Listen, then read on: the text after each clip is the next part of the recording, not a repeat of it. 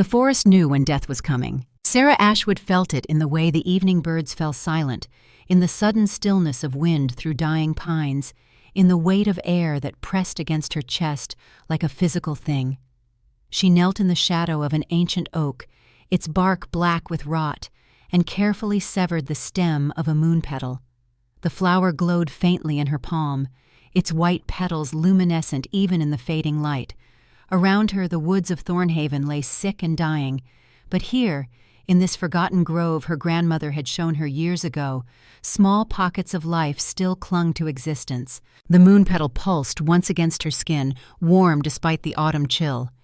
Magic, real and undeniable, the same magic that had flowed through her grandmother's hands, through bloodlines stretching back to when humans and wolves walked as allies rather than strangers, the same magic that would condemn her to death tonight. Sera pressed the flower carefully into her leather gathering pouch alongside wolfsbane root, silverbark, and a dozen other herbs her grandmother had taught her to recognize in darkness. 3 years since the old woman had died. 3 years of Sera continuing the work in secret, moving through shadows to leave poultices on doorsteps, to treat fevers that physicians claimed were beyond help, to close wounds that should have festered. The villagers attributed their miraculous recoveries to prayer, to luck, to anything but the silver-haired girl they called cursed. "Let them believe what comforts them," her grandmother had whispered on her deathbed. "You are keeper of the old covenant, child. Not curse, not offering. Keeper. Remember when they come for you." They were coming tonight. Sera rose, brushing dirt from her worn skirt, and began the walk back toward Thornhaven. The blood moon would rise in 3 hours. By tradition, she should have been confined to her cottage under guard, but Elder Corwin had granted her this final courtesy, one last gathering of herbs, one last walk through living woods, a condemned prisoner's final meal, though he did not know she had been preparing for this moment her entire life. The path wound downward through skeletal trees, their branches reaching like grasping fingers against a sky gone the color of old bruises. Thornhaven came into view as she crested the final hill. Smoke rose from stone chimneys, warm and welcoming to anyone who did not know the desperation that choked the village as surely as the blight choked the land. 3 years of failed harvests. 3 years of livestock birthing dead or twisted young. 3 years of children growing thin and hollow-eyed while their parents pretended strength they no longer possessed. Sera had done what she could in secret, but her small magics could only treat symptoms, not cure the rot eating through the earth itself. The blight was spreading, and Thornhaven was dying by degrees. That was why they had chosen her, not superstition, as she had once believed, but calculation.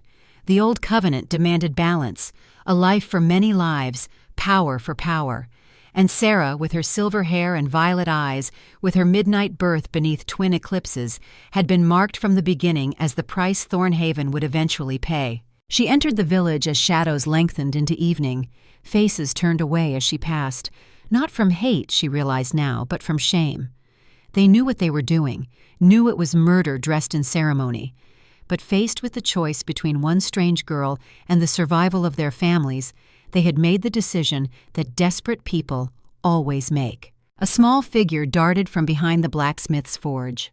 Lissa, 8 years old, with wheat blonde braids and eyes too knowing for her age. The only person in Thornhaven who had ever shown Sera genuine kindness without fear or pity. The child pressed something into Sera's hand, a piece of honey bread, still warm, Lissa's own breakfast portion, sacrificed without hesitation. "I don't want them to take you," the girl whispered, tears tracking clean lines through the soot on her cheeks. Sera knelt, bringing herself eye level with the child.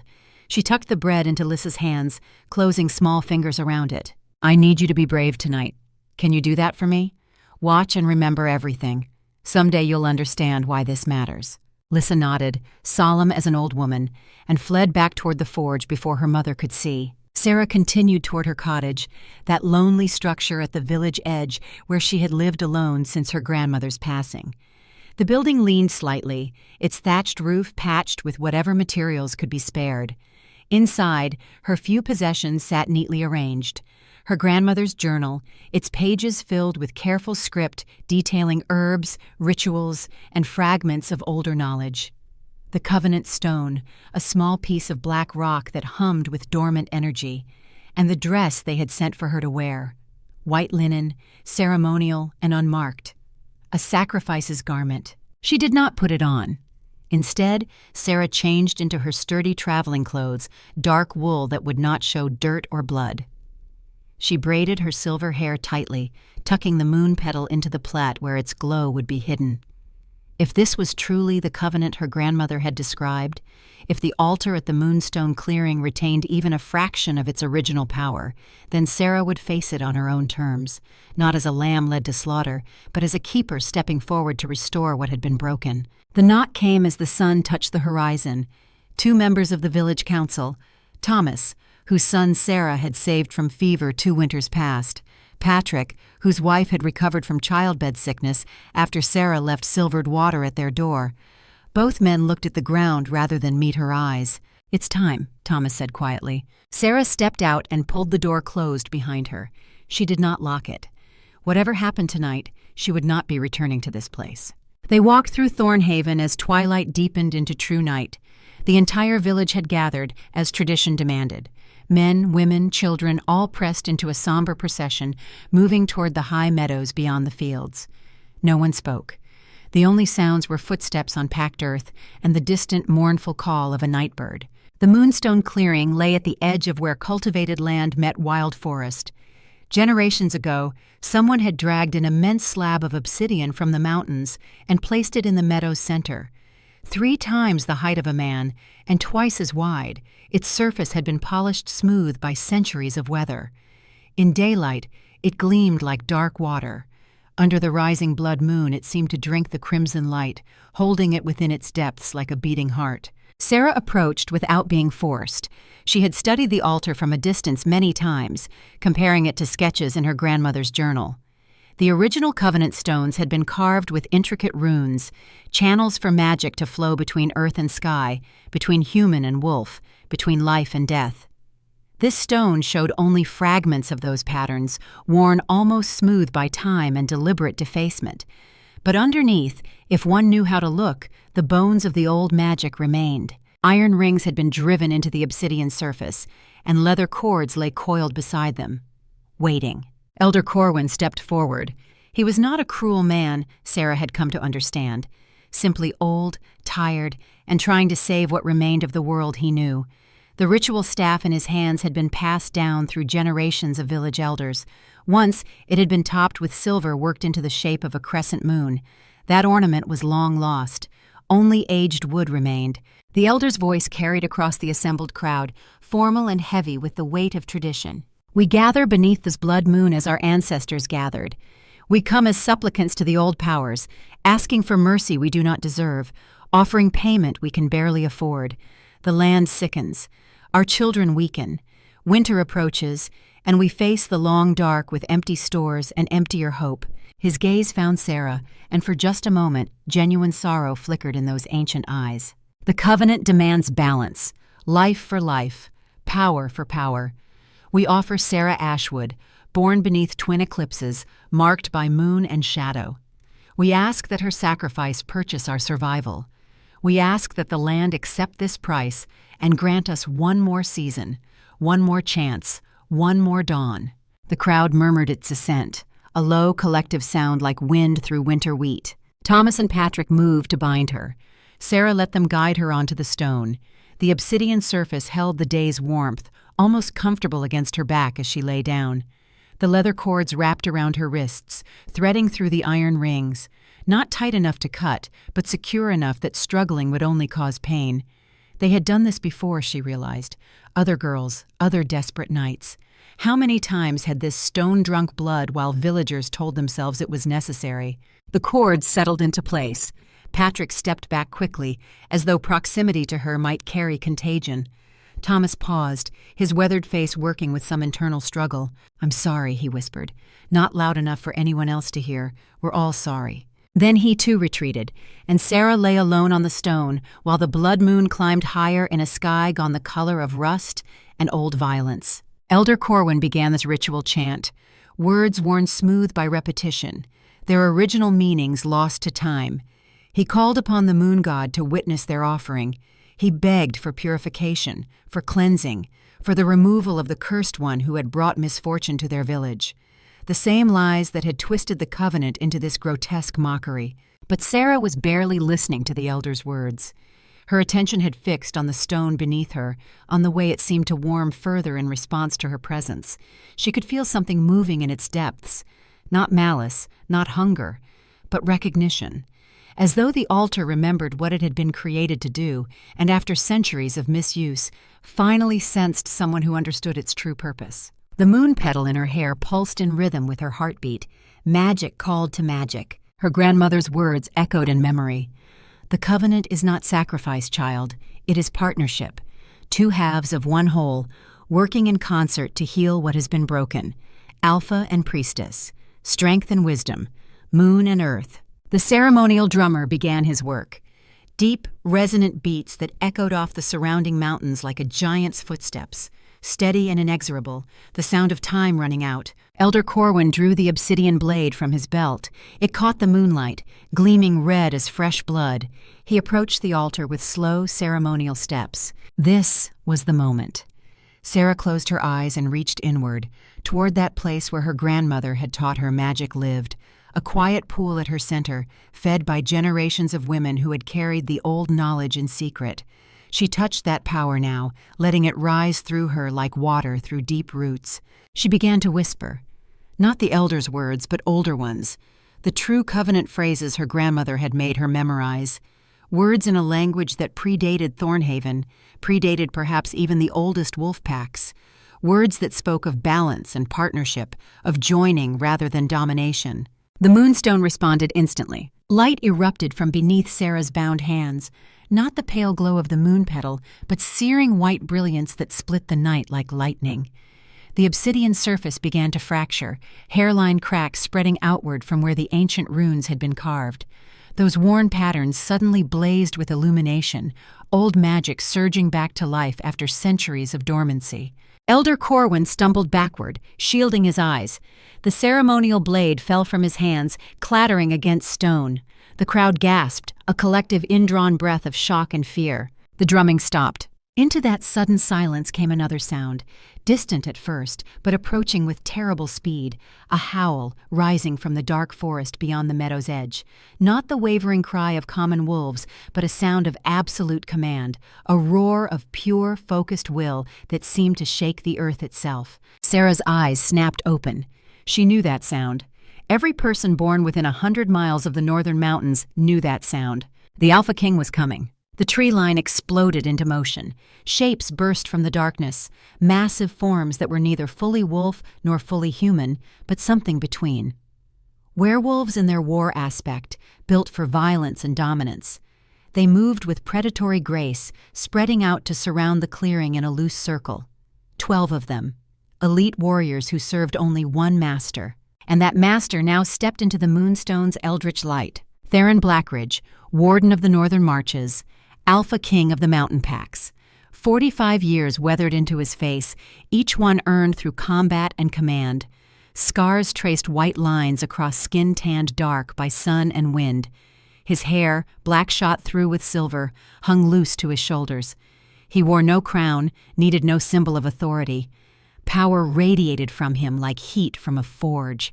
This was a man who had spent 3 decades in the border wars, who had led warriors against enemies both human and supernatural, who had learned that survival required both ruthless pragmatism and unwavering principle. His eyes, gold as morning sun, swept across the gathered villagers with an expression that might have been contempt or might have been pity. Then his gaze found the altar, found Sera bound upon the glowing stone, found the cracks spreading through obsidian as magic pulsed in time with her racing heart.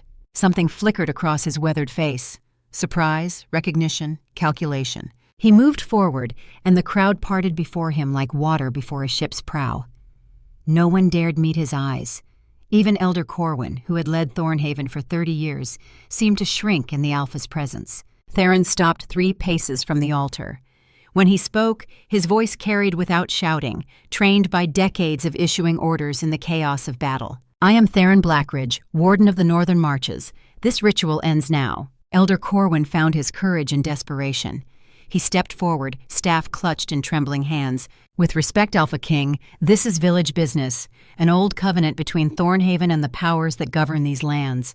We face starvation. This offering is our only hope. Theron's expression did not change, but something in his stillness became more dangerous. Your offering is murder dressed in ceremony. The old covenant was never about slaughter. He turned his attention fully to the altar, to Sera, and for a moment, the weight of that golden gaze was almost physical. She met it without flinching, her violet eyes reflecting the moonstone's fractured light. Something passed between them in that locked stare, a recognition that went deeper than sight, older than words. She already activated the stone, Theron said quietly, more to himself than to the crowd. She has the gift. He circled the altar slowly, studying the spreading cracks, the glowing runes, the way magic pulsed outward from where Sera's bound hands rested. When he spoke again, his voice carried the weight of absolute authority. Elder Corwin, your village is dying. I know this. My scouts have watched Thornhaven for weeks. I know your stores will not last the winter. I know the blight spreads through your fields faster than you can contain it. I know you are desperate. The elder's shoulders sagged, admission of weakness before the Alpha King. Theron continued, his tone shifting into something that might have been negotiation or might have been command. The line between the two, when spoken by someone with such power, became meaningless. I will send grain, livestock, enough to see you through until spring planting. I will station healers to tend your sick. I will provide what you need to survive. Hope kindled in Corwin's ancient eyes, quickly followed by suspicion. What payment do you ask, Alpha King? Theron's gaze returned to Sera, still bound to the glowing stone, still watching him with those unsettling violet eyes. Her! The crowd murmured, confused and uncertain. Corwin's weathered face worked with some internal calculation. You would take our curse upon yourself? She is not your curse. She is something your ancestors forgot how to recognize. The old covenant was about partnership, not sacrifice. Alpha and Priestess working together to heal the land. You have the words wrong, the ceremony corrupted. But she, Theron nodded toward Sera, she remembers. A long moment of silence. The only sounds were the crackle of magic through fractured stone and the nervous breathing of 200 villagers watching their world reshape itself. Elder Corwin looked at Sera, really looked at her, perhaps for the first time in 18 years. He saw the silver hair that caught moonlight like spun metal, the violet eyes that held ancient knowledge, the way the altar responded to her presence, waking from centuries of slumber. He saw what they had all refused to see, because seeing meant acknowledging their own willful ignorance. The elder's shoulders bowed further under the weight of understanding. If you can save Thornhaven, if you swear to provide what we need to survive this winter, you may take her. She goes freely. Not freely, a new voice cut through the clearing. Sera's voice, clear and strong despite her position bound to the stone. Not given.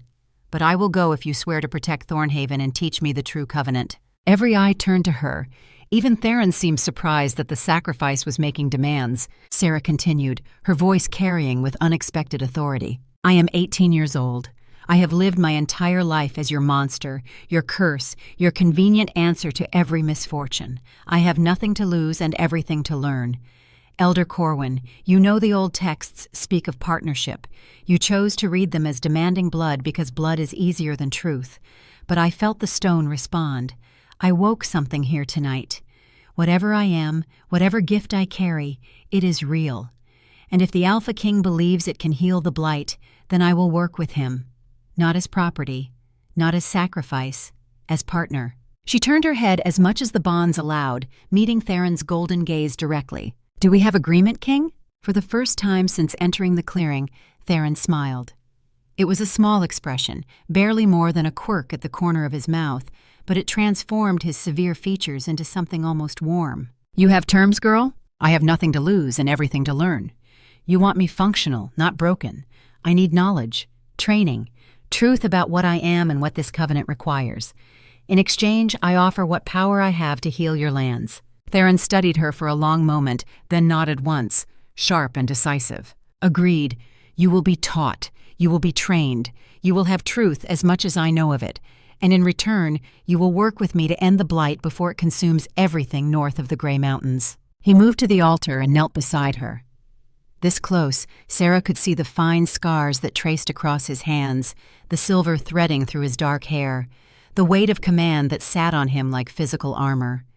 He reached out, and his fingers, calloused and warm, gently brushed the leather cords binding her wrists. "But first," he said quietly, "we free you from these lies." His claws extended, not the full transformation of the war aspect, but enough. 5 blades sharper than any knife. He sliced through the leather restraints with surgical precision, parting the cords without touching her skin.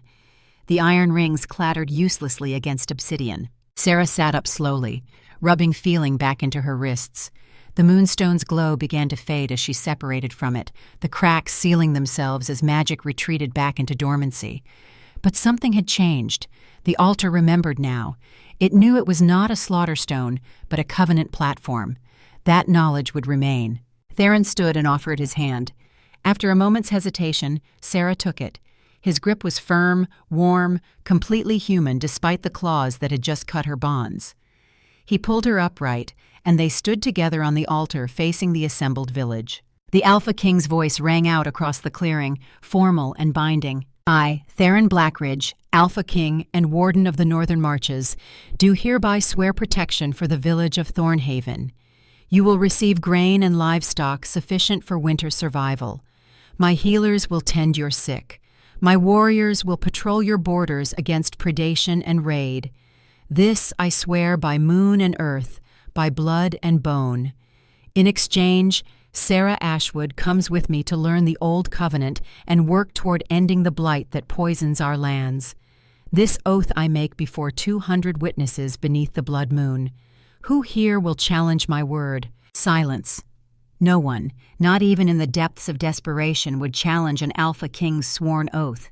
Such things were binding on levels deeper than law. Elder Corwin bowed, the gesture acknowledging both gratitude and submission. "Thornhaven accepts your oath, Alpha King. May the old powers bear witness to this covenant renewed." Theron turned to Sera, his expression unreadable in the moonlight. "Can you ride?" She shook her head. "Then you'll learn tonight." He led her down from the altar and across the clearing to where his warriors waited. 12 elite fighters, veterans of the border wars, each one a lethal instrument honed by decades of combat. They watched Sera with curiosity, but no hostility.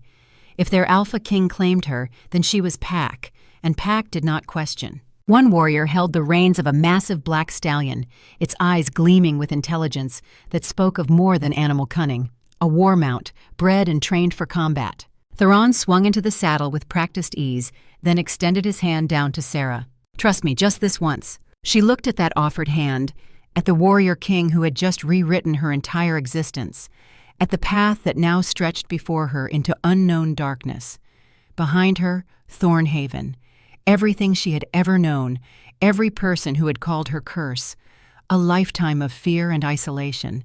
Ahead, questions, power, purpose, and perhaps, if the old covenant was real, a chance to become something more than a convenient sacrifice. Sera grasped Theron's hand and let him pull her up. She settled in front of him on the saddle, his arms circling her waist to hold her secure. The position was intimate, practical, completely without impropriety. She could feel the steady rhythm of his breathing, the warmth of him at her back, the sense of absolute certainty in how he held her. "We ride!" Theron called to his warriors. 3 days to Stonefang Citadel. Standard formation.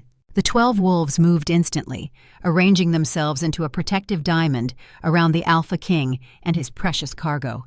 The stallion wheeled, powerful muscles bunching beneath them. Sera looked back once at Thornhaven, at the moonstone altar, now dark and silent, at the villagers watching with expressions caught between relief and shame, at small Lissa, barely visible in the crowd, raising one hand in solemn farewell.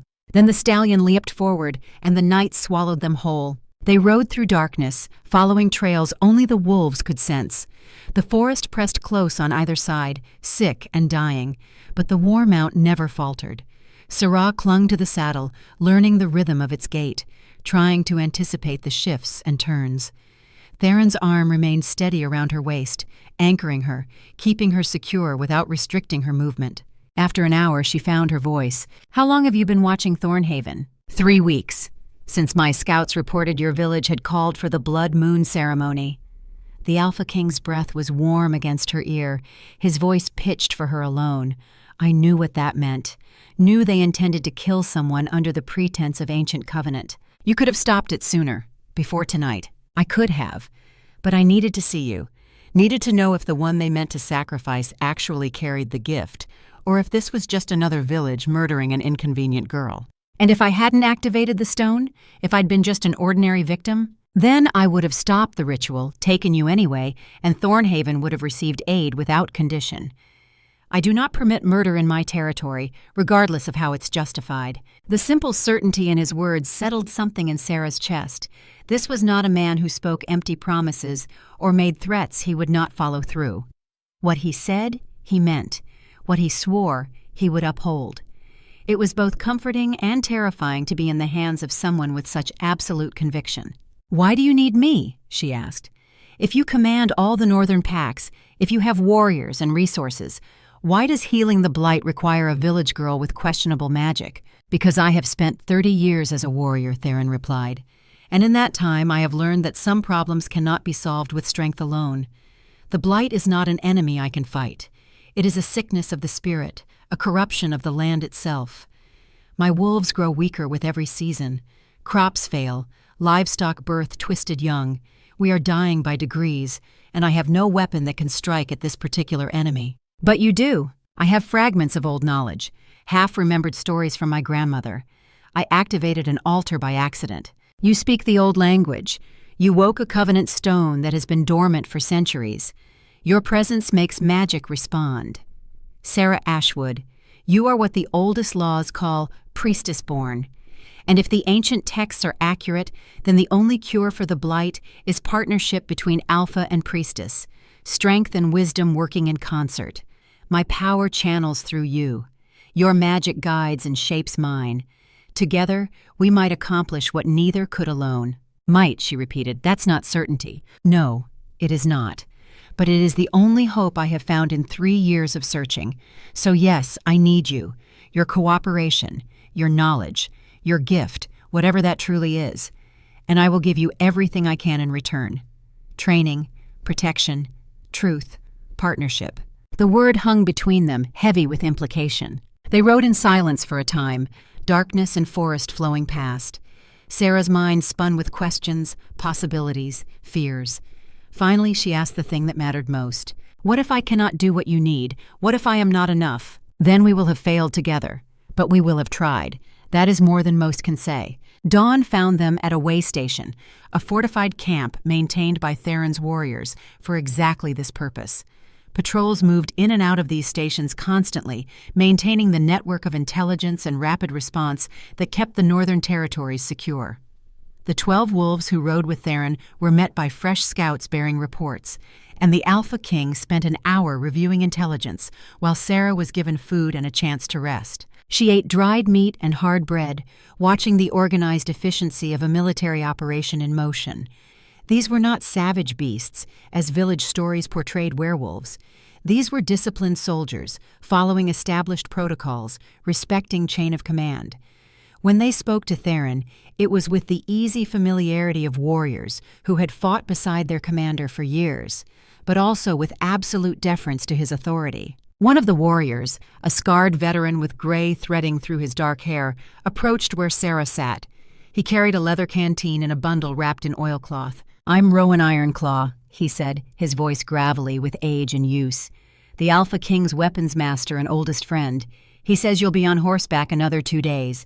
These are riding gloves and a better cloak. Territory gets colder as we approach the mountains." Sera accepted the items, studying the weathered face before her. This was a man who had seen more violence than most people could imagine, but his eyes held no cruelty. Only the hard-won wisdom of someone who understood exactly what the world cost. "Thank you," she said quietly. Rowan nodded and turned to leave, then paused. "He's a good man, a hard man, because leadership requires it, but good at his core. Whatever he's asked of you, he'll hold up his end. Just thought you should know that." Then the old warrior walked away, leaving Sera to wonder what exactly Theron Blackridge had told his inner circle about the silver-haired girl they were escorting to Stonefang Citadel. They mounted again as the sun cleared the horizon, turning the sky to gold and amber. Sera wore the new cloak, warm wool lined with fur, and the riding gloves that would save her hands from 2 more days of gripping leather. Theron settled into the saddle behind her with the same effortless grace, his arms circling her waist. The stallion moved out at a steady canter, and the forest began to change as they traveled deeper into the mountains. The blight's influence was visible even here, in the yellowing needles of pine trees, in streams that ran dark and sluggish. But there were also pockets of health, places where the corruption had not yet reached. Sera noticed these oases of living green, her priestess sense marking them automatically. Theron noticed her attention. The blight spreads from the lowlands upward. It follows water, corrupts soil, and then moves to the next watershed. At the current rate of expansion, we have perhaps 6 months before it reaches the heart of the mountain territories. After that, the northern packs will have no choice but to evacuate south, into lands already claimed by others. That way lies war, famine, and the collapse of everything we have built. 6 months, Sera repeated. And you think we can stop it in that time? I think we must try, because the alternative is watching everything I have sworn to protect slowly die. They rode on, and Sera felt the weight of that responsibility settling onto her shoulders alongside Theron's arm. 6 months. 6 months to master powers she barely understood. 6 months to learn a covenant that had been forgotten for centuries. 6 months to become whatever she needed to be to save thousands of lives. No pressure at all. The second night they camped in another way station, this one larger and more permanent. A small fortress, really, built into the mountainside with walls of stone and timber. 50 warriors were stationed here, rotating through patrol schedules that covered hundreds of square miles of territory. Sera was given a private room, small but clean, with a real bed and a basin for washing, luxury after a lifetime in a leaning cottage. She cleaned the trail dust from her face and hands, then sat on the bed, exhaustion crashing over her in waves. 2 days ago, she had been waiting to die on a moonstone altar. Now she rode toward an unknown future with a warlord king who spoke of partnership and ancient covenants. The whiplash of it all threatened to overwhelm her. A knock at the door, soft but firm. "Enter," Sera called. Theron stepped inside, ducking slightly to clear the frame. In the enclosed space, his presence seemed even larger, more overwhelming. But he kept his distance, leaning against the far wall with arms crossed. "How are you managing?" he asked. Truth, not courtesy. Sera considered lying, then discarded the impulse. He had asked for truth. She would give it. "I am terrified, confused, uncertain if I can do what you need." But also, she met his golden eyes directly, also hopeful. "For the first time in my life, I have purpose beyond survival. That is worth the fear." Theron nodded slowly, something like respect flickering across his severe features. "Good. Fear keeps you sharp, but hope keeps you moving forward. You will need both in the days ahead. What exactly awaits me at Stonefang Citadel? Training, instruction. My war council will want to meet you, assess whether my judgment in bringing you was sound. You will be given quarters near the war room, not locked away. You will attend council meetings, learn our strategies, understand the scope of what we face, and in return, you will teach me what you know of the Old Covenant. We learn from each other, build toward partnership. And if your council disagrees with your judgment, if they think I'm useless, then they will voice their concerns, and I will listen. But the final decision is mine. I am Alpha King because I have earned that position through 30 years of right choices. My warriors trust my judgment because I have proven it sound more times than can be counted. If I say you have value, they will accept it." The absolute certainty in his voice should have been arrogant. Instead, it was simply statement of fact. This was a man who knew his own worth and did not feel the need to prove it. "Get some rest," Theron said, pushing off the wall. "Tomorrow we reach Stonefang. Your real education begins." He turned to leave, then paused at the door. "Sera, what you did at the Moonstone altar, activating magic that has been dormant for centuries, that took courage. Never doubt that you have what is needed. The question is not whether you are enough. The question is whether I am worthy of the partnership you offer." Then he was gone, leaving Sera alone with those words echoing in the quiet room. She lay back on the bed, staring at the ceiling, and for the first time in 18 years, allowed herself to believe that she might be something more than a curse waiting to happen. The third day dawned clear and cold. They left the way station before sunrise, and as the morning wore on, the mountains grew larger ahead of them. Not foothills anymore, but true peaks, their summits lost in cloud and distance. And there, carved into the mountainside itself, Stonefang Citadel rose like a promise and a warning. It was not a castle from fairy tales, no soaring towers or delicate spires. This was a fortress built by warriors who understood exactly what war cost. Black granite walls 30 feet high and 10 feet thick, battlements bristling with defensive positions, gates of ironwood reinforced with steel, hung on hinges each as thick as Sera's waist. This was a place designed to withstand siege, to shelter thousands, to serve as final redoubt against any enemy that might threaten the north. As they approached, war horns sounded from the walls, not alarm, but announcement, the Alpha King returning home. The gates swung open, and they rode through into a massive courtyard bustling with activity. Warriors training in the yard, their practice weapons clashing in rhythmic patterns. Supply wagons being unloaded, provisions sorted and stored with military efficiency. Children playing near the barracks, sons and daughters of soldiers growing up in the shadow of constant vigilance. This was not just a fortress, it was a community, a functioning society built on discipline and shared purpose. Theron swung down from the saddle and turned to help Sera dismount. Her legs trembled as her feet touched stone, muscles protesting after 3 days of unfamiliar riding. The Alpha King steadied her with a hand on her elbow, patient while she found her balance. "Welcome to Stonefang Citadel," he said quietly. "Welcome home." A woman approached from the direction of the main keep. Older, perhaps 50, with streaks of gray and dark hair pulled back in a practical braid. She wore healer's robes, simple and clean, and her eyes held the kind of deep intelligence that came from a lifetime of reading people as carefully as anatomy texts. "Theron," she said warmly, embracing the Alpha King with the easy affection of old friendship. "You return with interesting cargo. Marin, this is Sera Ashwood, priestess-born, or so I believe. She'll be staying with us, learning, training. I need you to make sure she's settled, fed, and given quarters near the war room." The healer's shrewd eyes studied Sera, taking in the silver hair, violet eyes, travel-worn clothes, and exhausted posture. After a long moment, Marin smiled. "Come with me, girl. You look like you could sleep for a week, but first, we get you cleaned up and fed properly. Can't have you collapsing before the council gets their look at you." Sera glanced back at Theron, suddenly uncertain about being separated from the only familiar element in this overwhelming place. "Go," he said gently. "You're safe here. I have duties to attend, reports to read, decisions to make. We'll meet again this evening for council. Until then, rest. Trust Marin. She's been keeping me alive since I was 15 years old." The healer snorted. "And a harder job I've never had. Come on, priestess girl, let's get you sorted." Sera let herself be led away, through corridors of stone lit by torches and sunlight streaming through high windows. Marin kept up a steady stream of commentary, pointing out important locations, naming key people they passed, providing context for the organized chaos that was Stonefang Citadel in operation. 200 warriors in permanent garrison, another 300 in rotation through outlying posts, 500 support staff, families, crafters, healers, 1,000 souls depending on these walls for protection.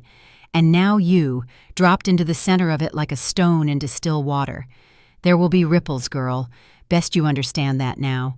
They reached a suite of rooms on the 3rd level of the main keep. Not opulent, but comfortable. A real bed with clean linens. A desk with oil lamps. A wardrobe holding several changes of clothes in practical styles. And most precious, a bathing room with a copper tub and steam rising from heated water. Sera could have wept. Marin smiled, reading her expression accurately. "Thought you might appreciate that. Take your time. There's soap, clean towels, everything you need. Your grandmother's journal is on the desk. Theron had it brought from your cottage along with anything else that seemed important. When you're ready, there's food in the sitting room. Then sleep. Council meets at sunset. That gives you 6 hours to make yourself presentable."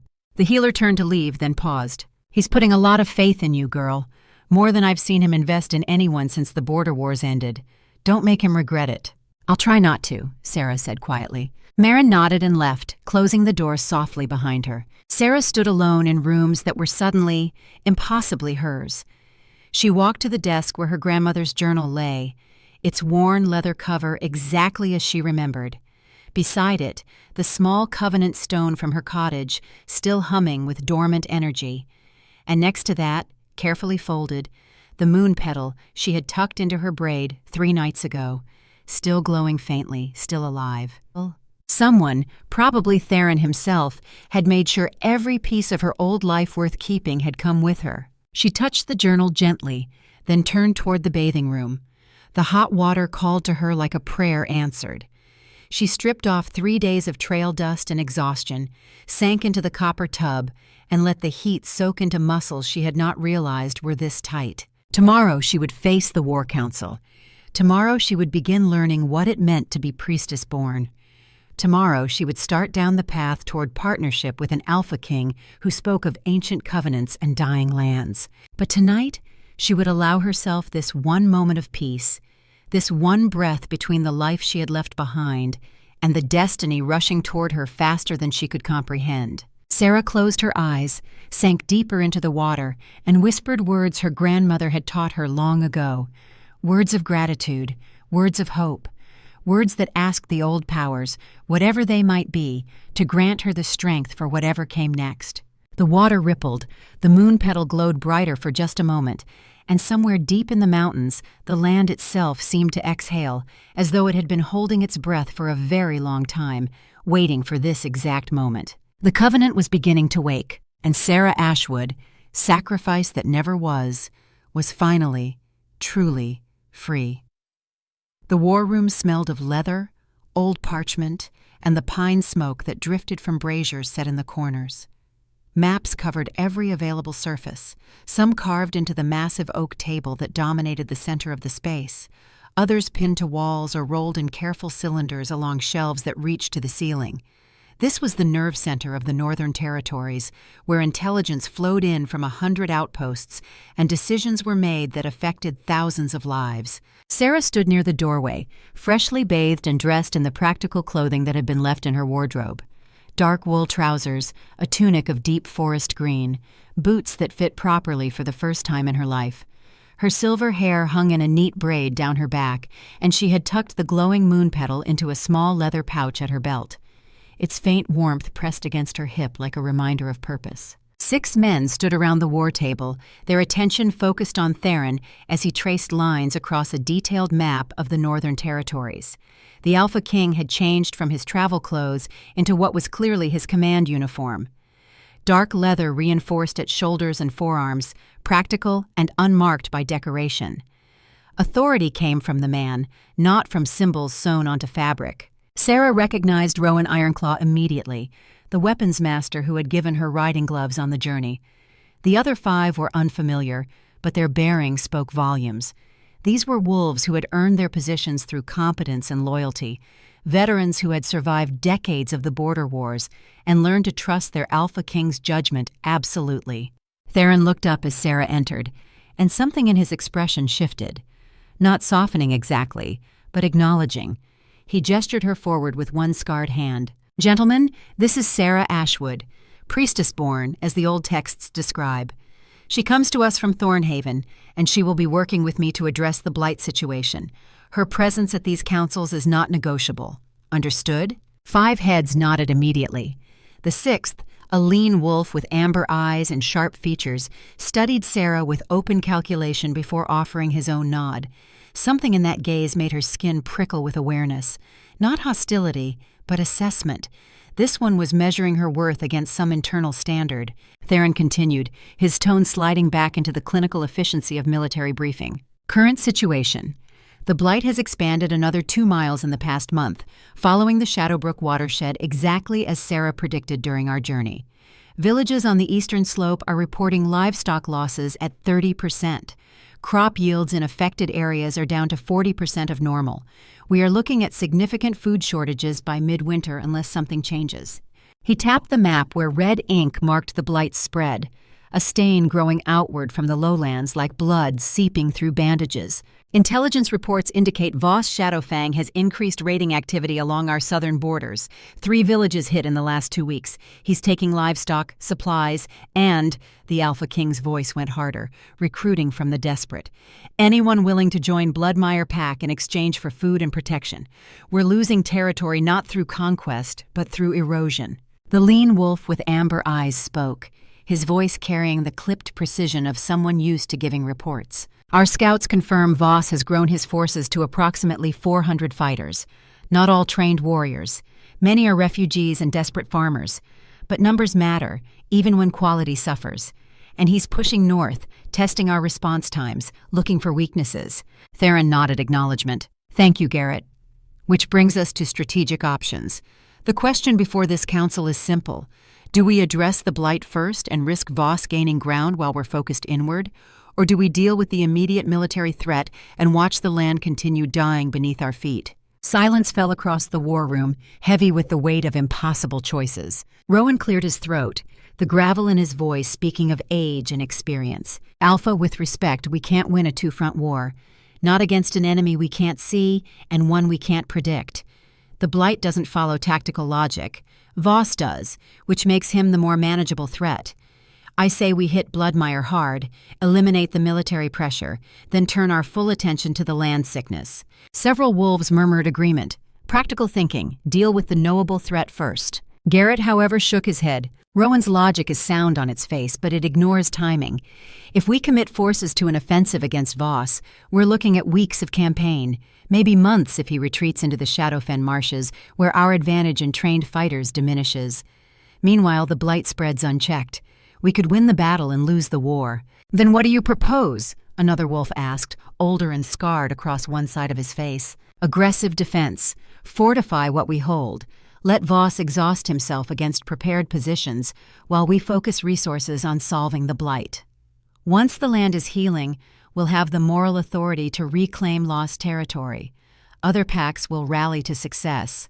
No one joins a losing cause. Theron listened without interrupting, his golden eyes moving from speaker to speaker, weighing arguments with the careful attention of someone who understood that every decision carried consequences measured in lives. Finally, he turned to Sera. You've been silent. What does the priestess perspective offer? Every gaze in the room fixed on her, assessing, skeptical, curious.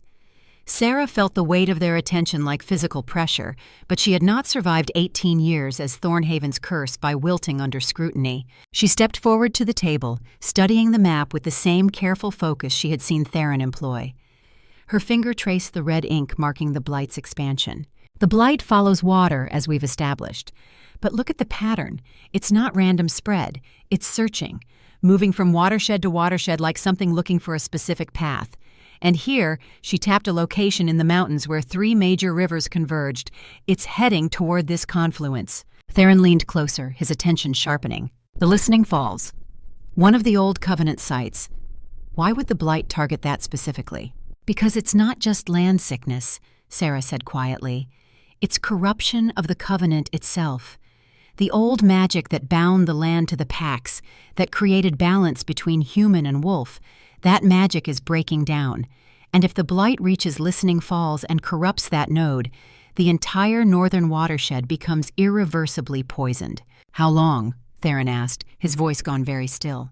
At current rate of spread, 8 weeks. Maybe 9 if we're fortunate. The war room erupted into sudden conversation, wolves talking over each other, the careful military discipline fracturing under the weight of this new intelligence. Theron raised one hand and silence fell instantly. If Sera's analysis is correct, and I believe it is, then we no longer have the luxury of choosing which threat to address first.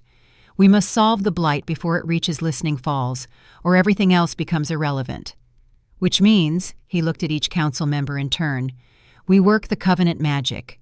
Sera and I together attempt to heal what has been broken, and the rest of you maintain defensive positions, keep Voss contained, and buy us the time we need. Rowan nodded slowly. Risky. Puts everything on untested magic. Yes, Theron agreed. But the alternative is certain failure. I'll take possible victory over guaranteed defeat. Garrett's amber eyes moved between Theron and Sera, something calculating in that gaze. And if the magic fails? If the priestess angle doesn't work? Then we evacuate south and start a war we cannot win for territory we do not want. But we're not there yet. We have 6 weeks. We use them. The council meeting continued for another hour, drilling down into logistics and patrol schedules, discussing supply lines and intelligence networks.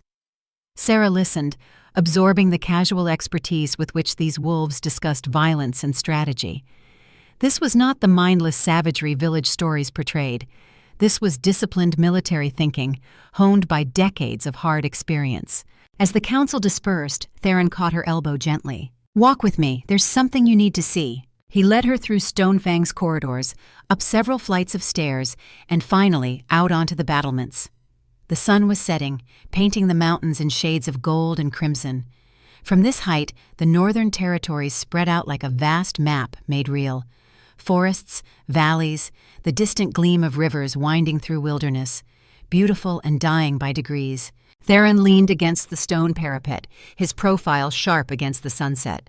"What you said in there about the Blight searching for Covenant sites, how confident are you in that analysis?" Sera joined him at the wall, close enough to feel his warmth in the cooling evening air. "My grandmother's journal speaks of the Covenant as a network, power flowing between nodes, maintained by Priestess and Alpha, working in concert at each site. If that network is breaking down, the corruption would follow the connections, like infection spreading through a body's bloodstream." "And you believe we can repair it? Restore what's been broken?" "I believe we have to try, because the alternative is unacceptable." Theron turned to face her fully, and in the dying light, his golden eyes seemed to glow with their own internal fire. "Tomorrow we begin training. You teach me what you know of Covenant magic. I teach you what you need to survive if things go wrong.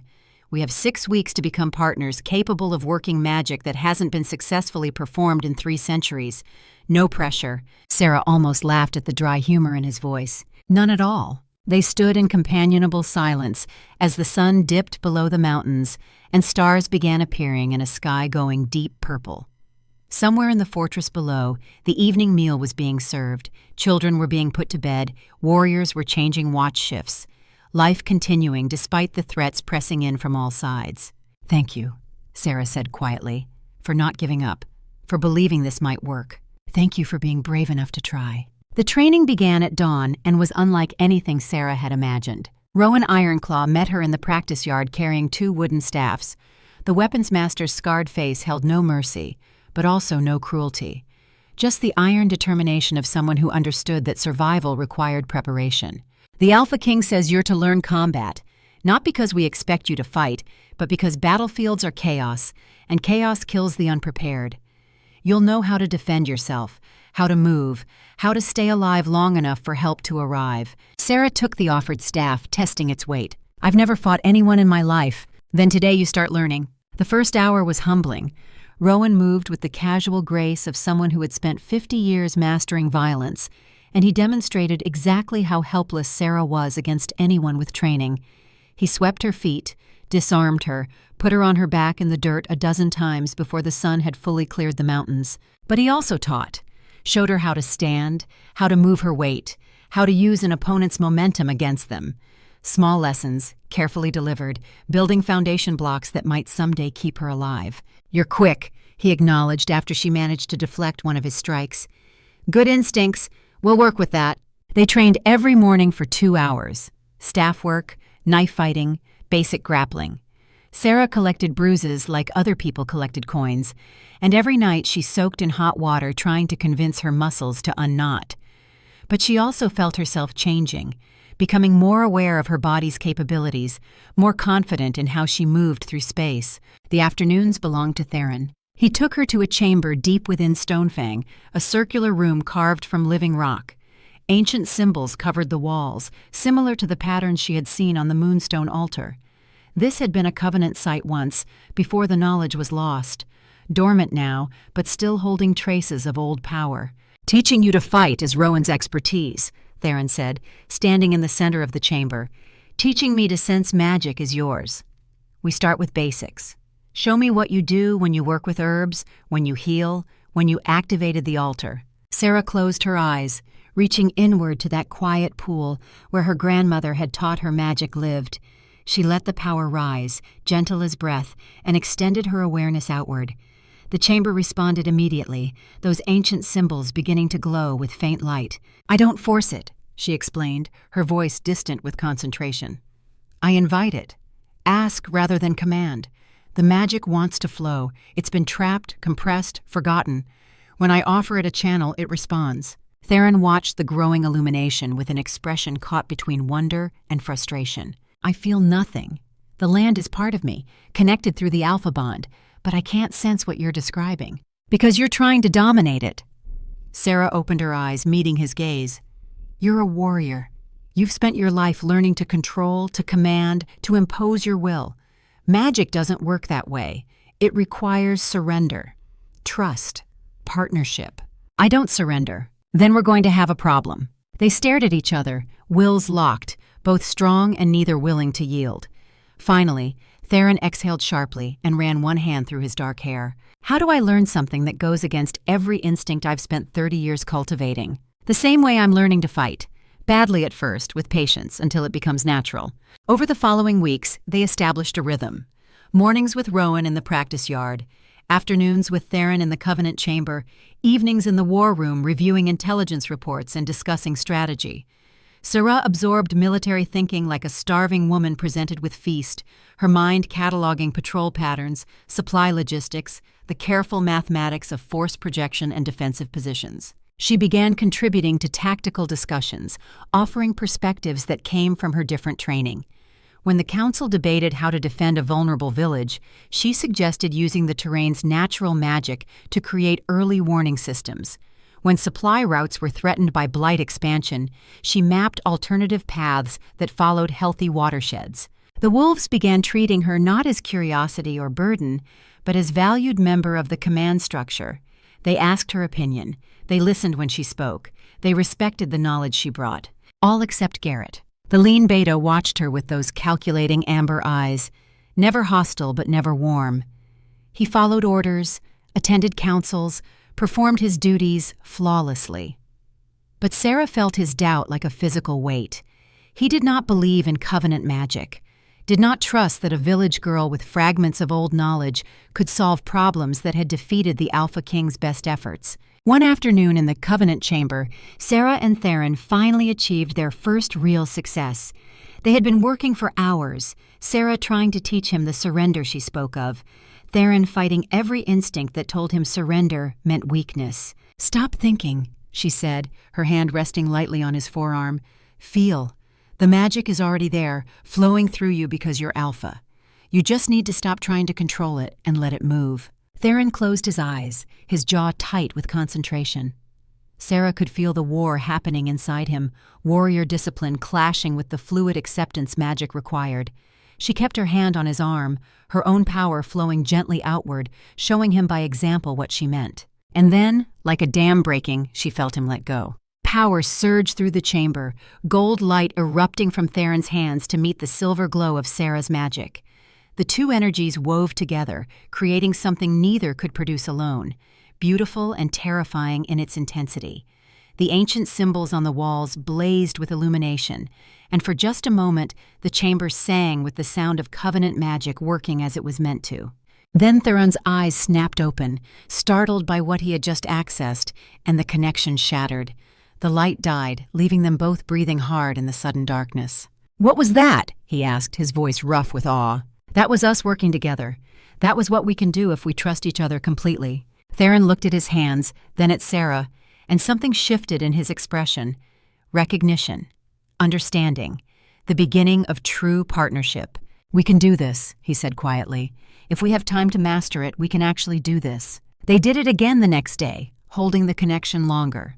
And the day after that, longer still. Each session built on the last, the two of them learning to move in concert, to anticipate each other's energy, to create the seamless partnership the covenant required. And in the evenings, after training and councils and the endless work of command, they would sometimes find themselves on the battlements as sunset painted the world in fire. Standing close, talking about strategy or magic or nothing at all. Learning each other's minds, building trust through 1,000 small moments. Sera found herself watching for him in corridors, listening for his voice in council meetings, feeling most alive when they worked magic together in the Covenant chamber. It was not the instant, overwhelming attraction of village stories. It was something quieter, deeper, built on respect and shared purpose, and the slow recognition that they fit together in ways neither had expected. Theron, for his part, began seeking her counsel on matters beyond the blight. He asked her perspective on disputes between pack members, on resource allocation, on the 1,000 decisions an Alpha King made daily.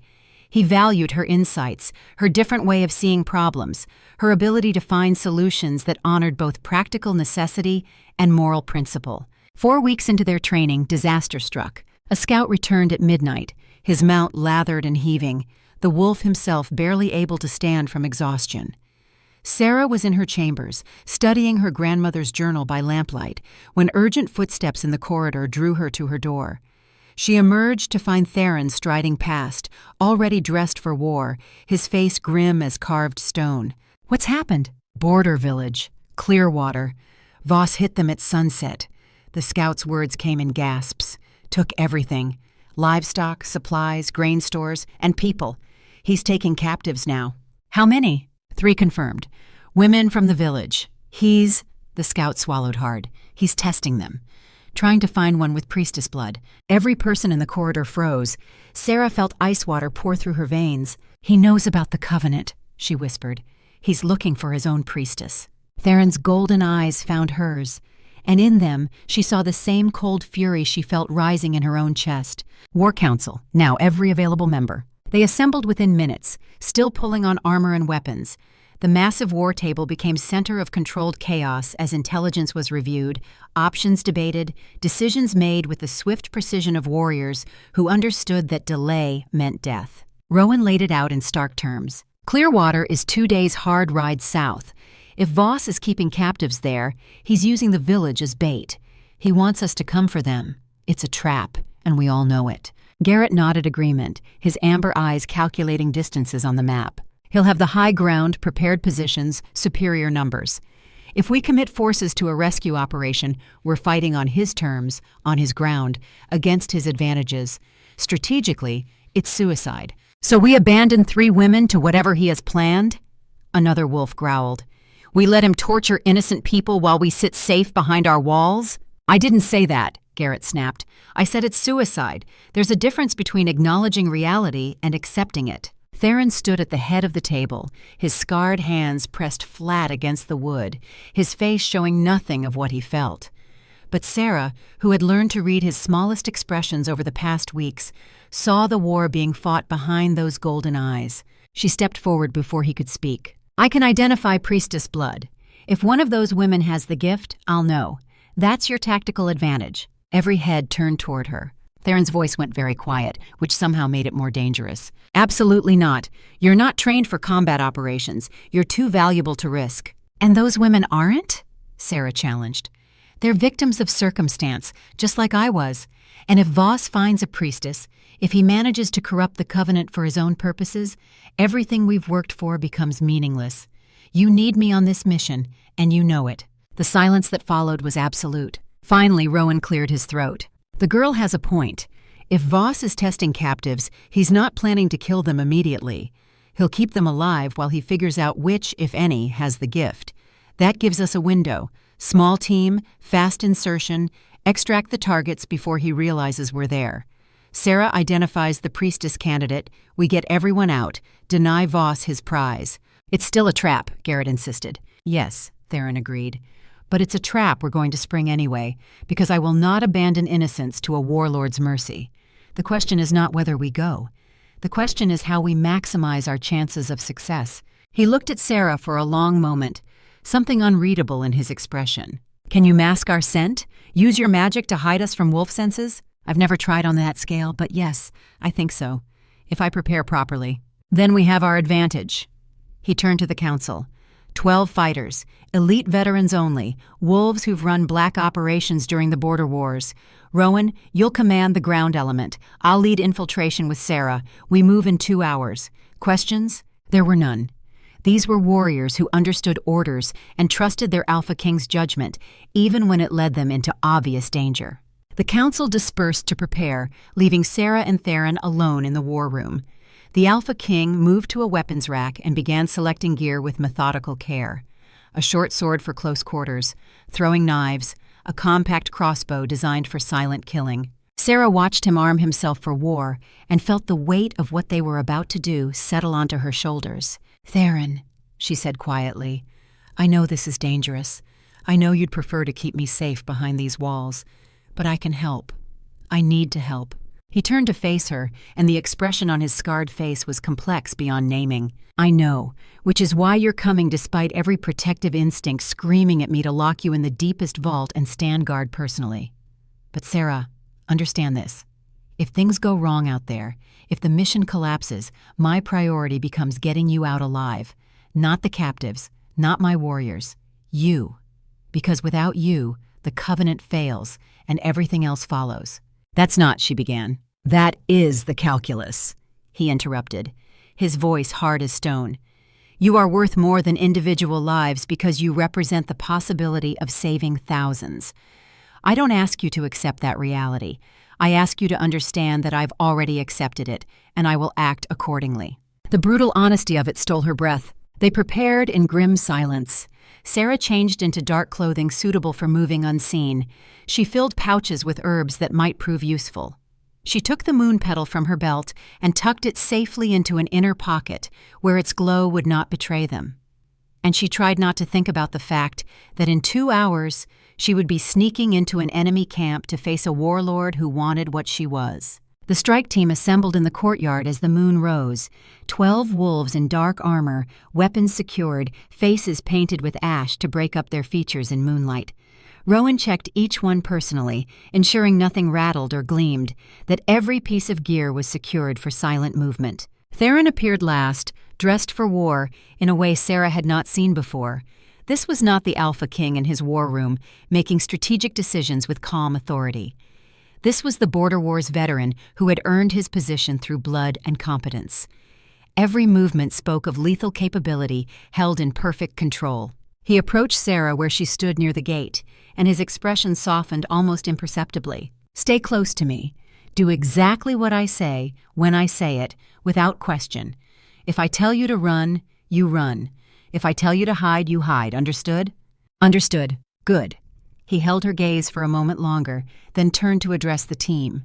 "We go silent from this point. Standard hand signals. Rowan has tactical command until we reach the target. I'll take point on infiltration. Our goal is extraction, not engagement. We get in, identify and retrieve the captives, and get out before Voss knows we were there. If it goes loud, we adapt." "Questions?"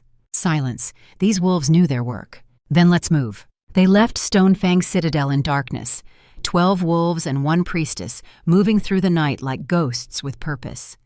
Sera rode beside Theron, and after an hour, she began working the magic he had asked for. Reached inward to her power, then extended it outward like a net, wrapping it around the strike team. Her scent-masking spell, imperfect but functional. Any wolf who smelled them now would catch only stone and earth, nothing living, nothing worth investigating. The effort of maintaining the working while riding was exhausting, but she held it. This was her contribution to the team's survival. She would not fail. They reached the high ground above Clearwater as dawn approached. The village lay in a valley, smoke rising from buildings that had been torched. Voss's camp was visible on the far side, perhaps 40 fighters in loose positions around several command tents. Arrogant deployment, expecting no serious resistance. Rowan studied the layout through a distance glass, memorizing positions and guard rotations. After 20 minutes, he passed the glass to Theron and signed rapidly in the silent hand language these wolves had perfected over years of working together. Theron nodded agreement with whatever assessment had been delivered. He pointed to specific wolves, assigned them positions, laid out a plan entirely through gestures. Then he turned to Sera and signed something she did not understand. Rowan translated in a whisper barely louder than breath. "He says you stay here with 3 guards while we extract the targets. You maintain the scent working and stay hidden." Sera shook her head, her own whisper fierce. "I need to identify the priestess. That's the point of bringing me." Theron's golden eyes blazed with frustration, but he knew she was right. After a long moment, he signed again. "She stays with me, glued to my side. Any threat, I extract her first." The wolves nodded acceptance. They waited until the guards changed, that brief window when attention wandered and discipline slipped. Then Theron and Sera moved, with 6 elite fighters covering their approach. They went low and fast, using terrain and shadow, making no sound louder than wind through grass. The captives were held in a tent near the camp's center, guarded by 2 bored wolves who clearly expected no trouble. Theron signed instructions, and 2 of his warriors drifted into position. A brief, silent scuffle.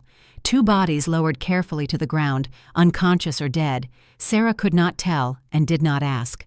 They entered the tent. 3 women huddled in the far corner, wrists bound, faces showing the hollow fear of people who expected nothing but pain. They looked up as the strike team entered, terror spiking until Sera stepped forward and raised one hand in placating gesture. "We're here to help," she whispered, "from Stonefang Citadel. We're getting you out." The women's expressions shifted from terror to desperate hope. Sera moved quickly to each one, placing her hands briefly on their arms, reaching out with her priestess sense to feel for any response, any spark of the gift. The first woman, nothing. The second, nothing. The third, Sera felt a flicker, faint, untrained, barely present, but real. This one had potential.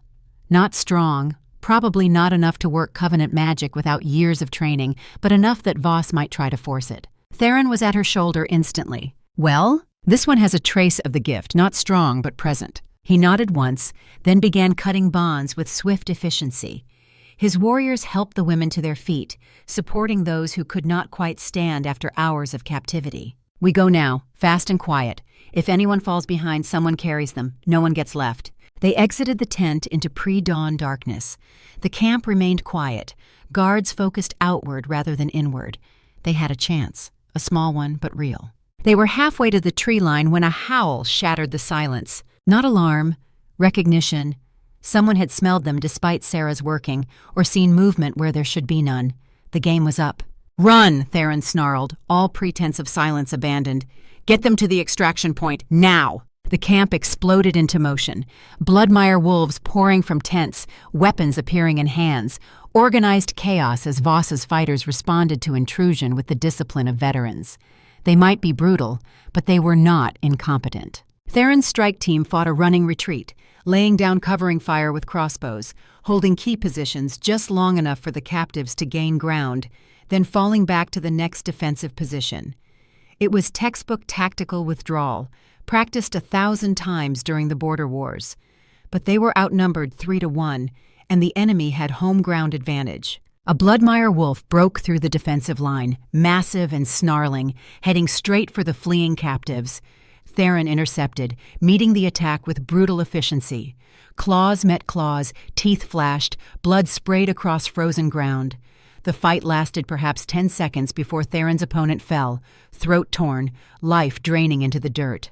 But the delay cost them ground. More Bloodmire wolves were closing in.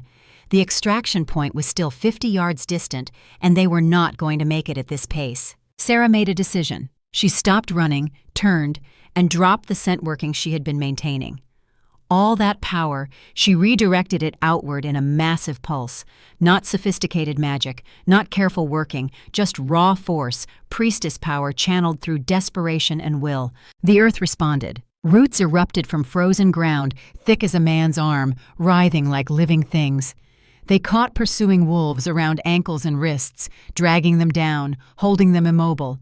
Not permanently, but long enough. The strike team gained the tree line, disappeared into cover with their precious cargo.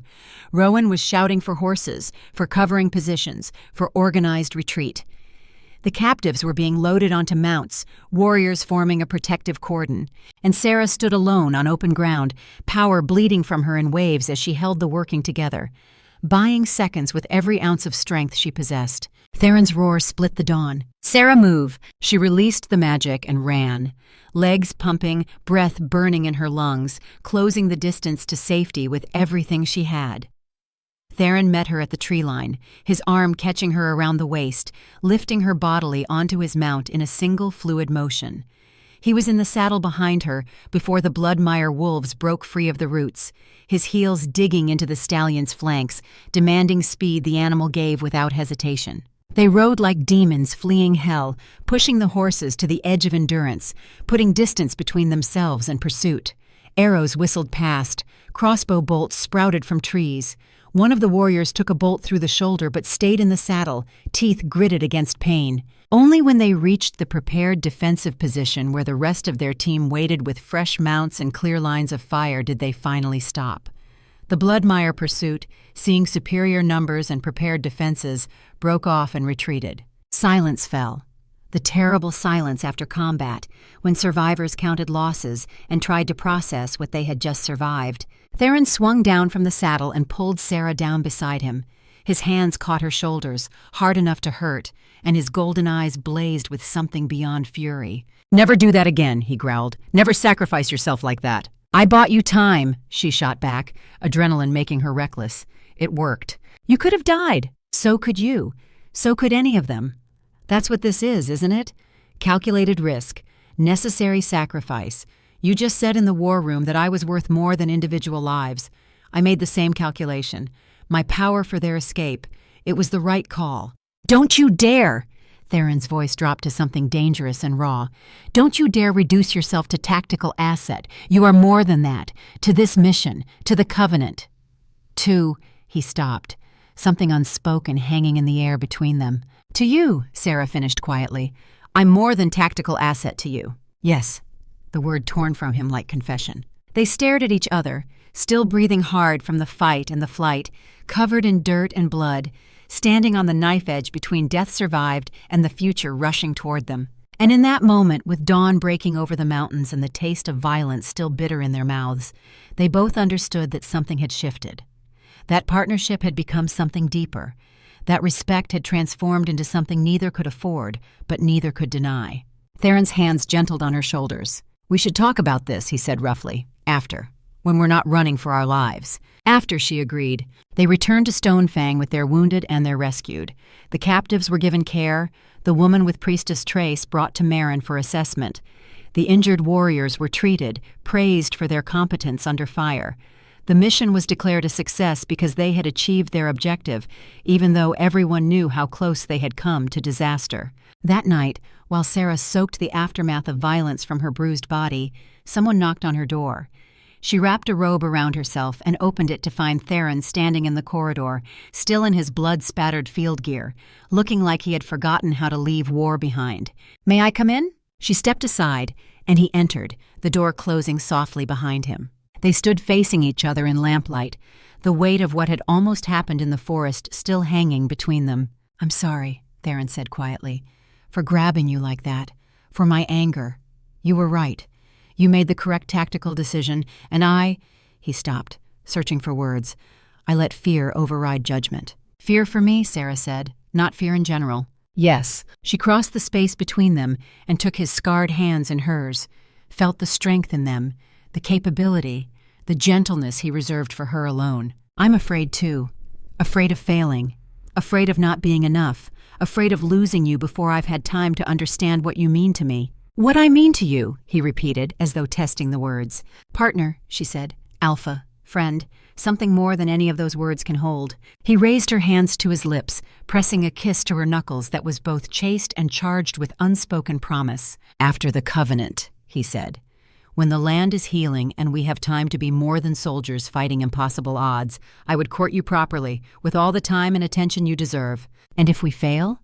If the Covenant cannot be restored? Then we will have failed together, knowing that we tried with everything we were. But Sera, I think we can do this. I felt it today, when you worked that magic. We are stronger together than separately.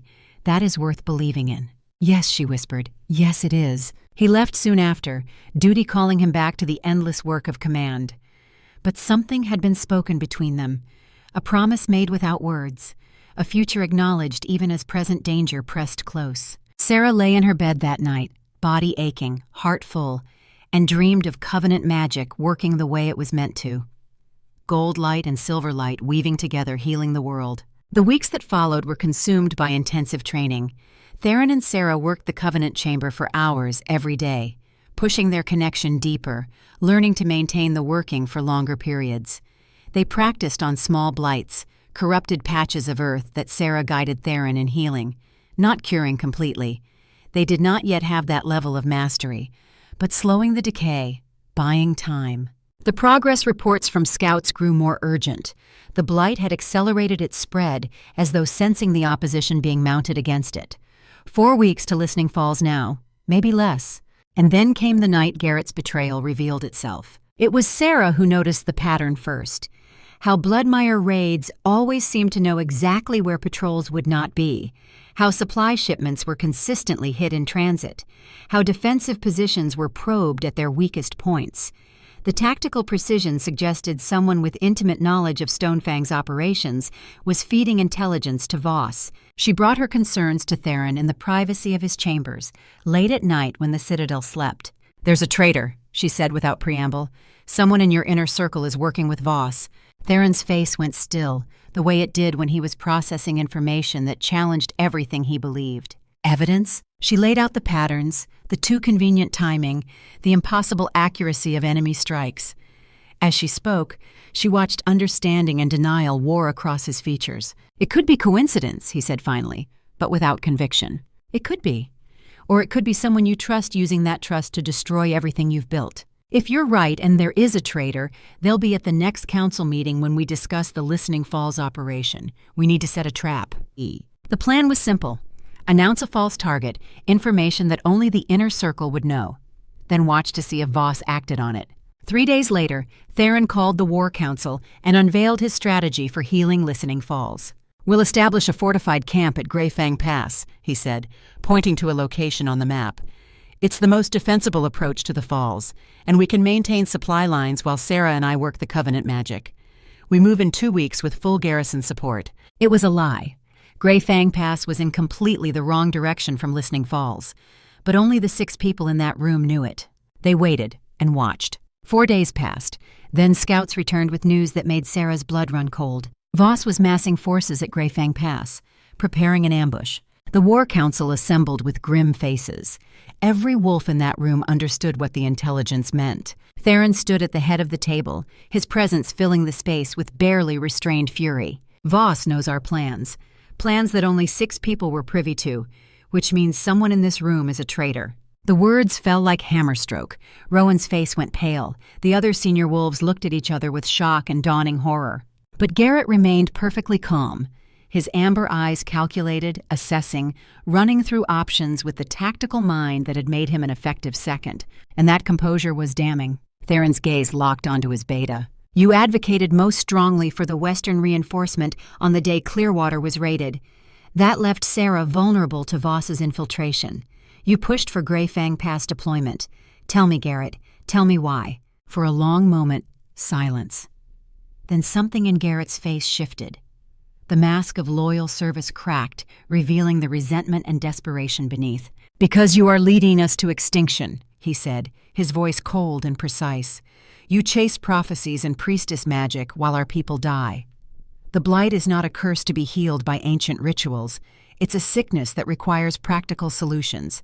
Voss understands that.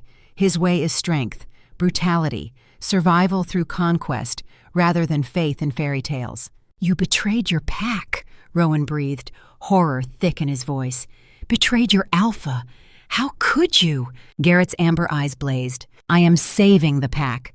Voss offered alliance, relocation to uncorrupted southern territories, a future built on strength rather than desperate hope.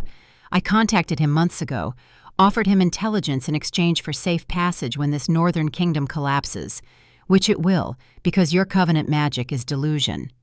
The old ways failed. That's why they're old. Theron moved so fast that Sera barely saw it. One moment standing at the table. The next, he had Garrett slammed against the stone wall, one clawed hand at the beta's throat. The rage emanating from the Alpha King was a physical force. "You were my brother. I trusted you with everything, and you sold us for a coward's escape." Garrett met that fury without flinching. "I made the hard choice you refused to make. When this citadel falls, when the blight consumes everything you love, remember I offered you a way out. Remember that your pride killed everyone who followed you into oblivion." Theron's claws pressed deeper, drawing blood. For one terrible moment, Sera thought he would end it right there. Summary execution for betrayal so absolute it demanded death. But then the Alpha King's hand opened, and Garrett dropped to his feet. "Dungeons!" Theron's voice was granite. "He will face the pack's judgment. Let every wolf see what betrayal costs." Guards appeared, dragging Garrett away. The beta went without resistance, his expression showing neither regret nor fear. Only cold certainty that his calculations had been correct, and Theron's were wrong. The War Council sat in stunned silence after Garrett's departure. Rowan was the first to speak, his weathered voice rough with emotion. "Alpha, I trained him, vouched for him. His betrayal, that's on me. No, Theron said quietly. It's on me. I saw his doubts, heard his questions. I thought I could reason with him, prove through results that the covenant path was right.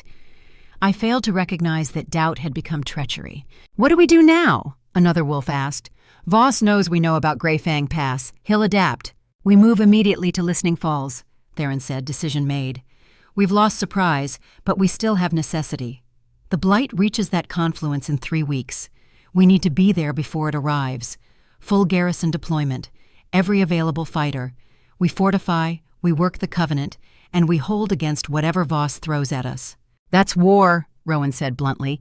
Open engagement with a force that matches or exceeds our numbers. Yes, it is war. We've been avoiding it, hoping to solve the Blight first and deal with Voss from a position of strength.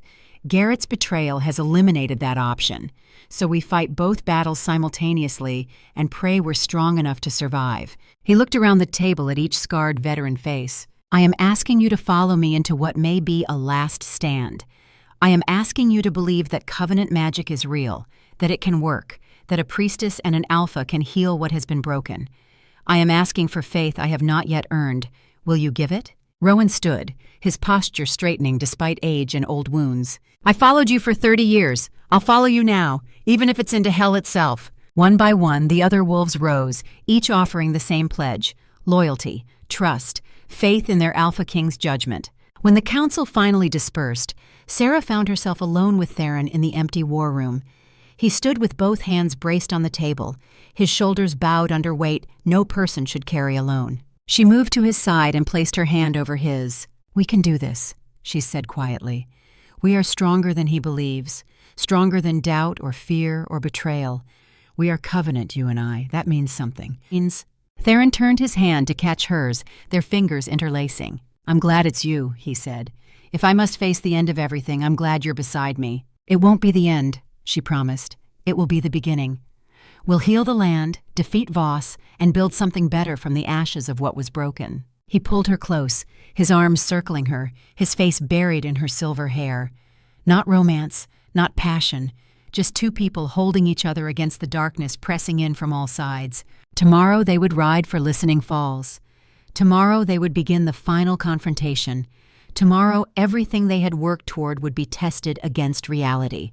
But tonight, they held each other and allowed themselves to believe that hope was not delusion, that covenant magic could work, that together they were enough. The betrayal had been revealed, the trap was set, and in 4 weeks, at the confluence of 3 rivers beneath the shadow of ancient falls, they would discover whether prophecy was truth or beautiful lie. The war was coming, and with it the chance to prove that honor and partnership could triumph over brutality and despair. If they were strong enough, if they were brave enough, if the covenant remembered how to heal. The moon rose over Stonefang Citadel, red as blood and bright as hope.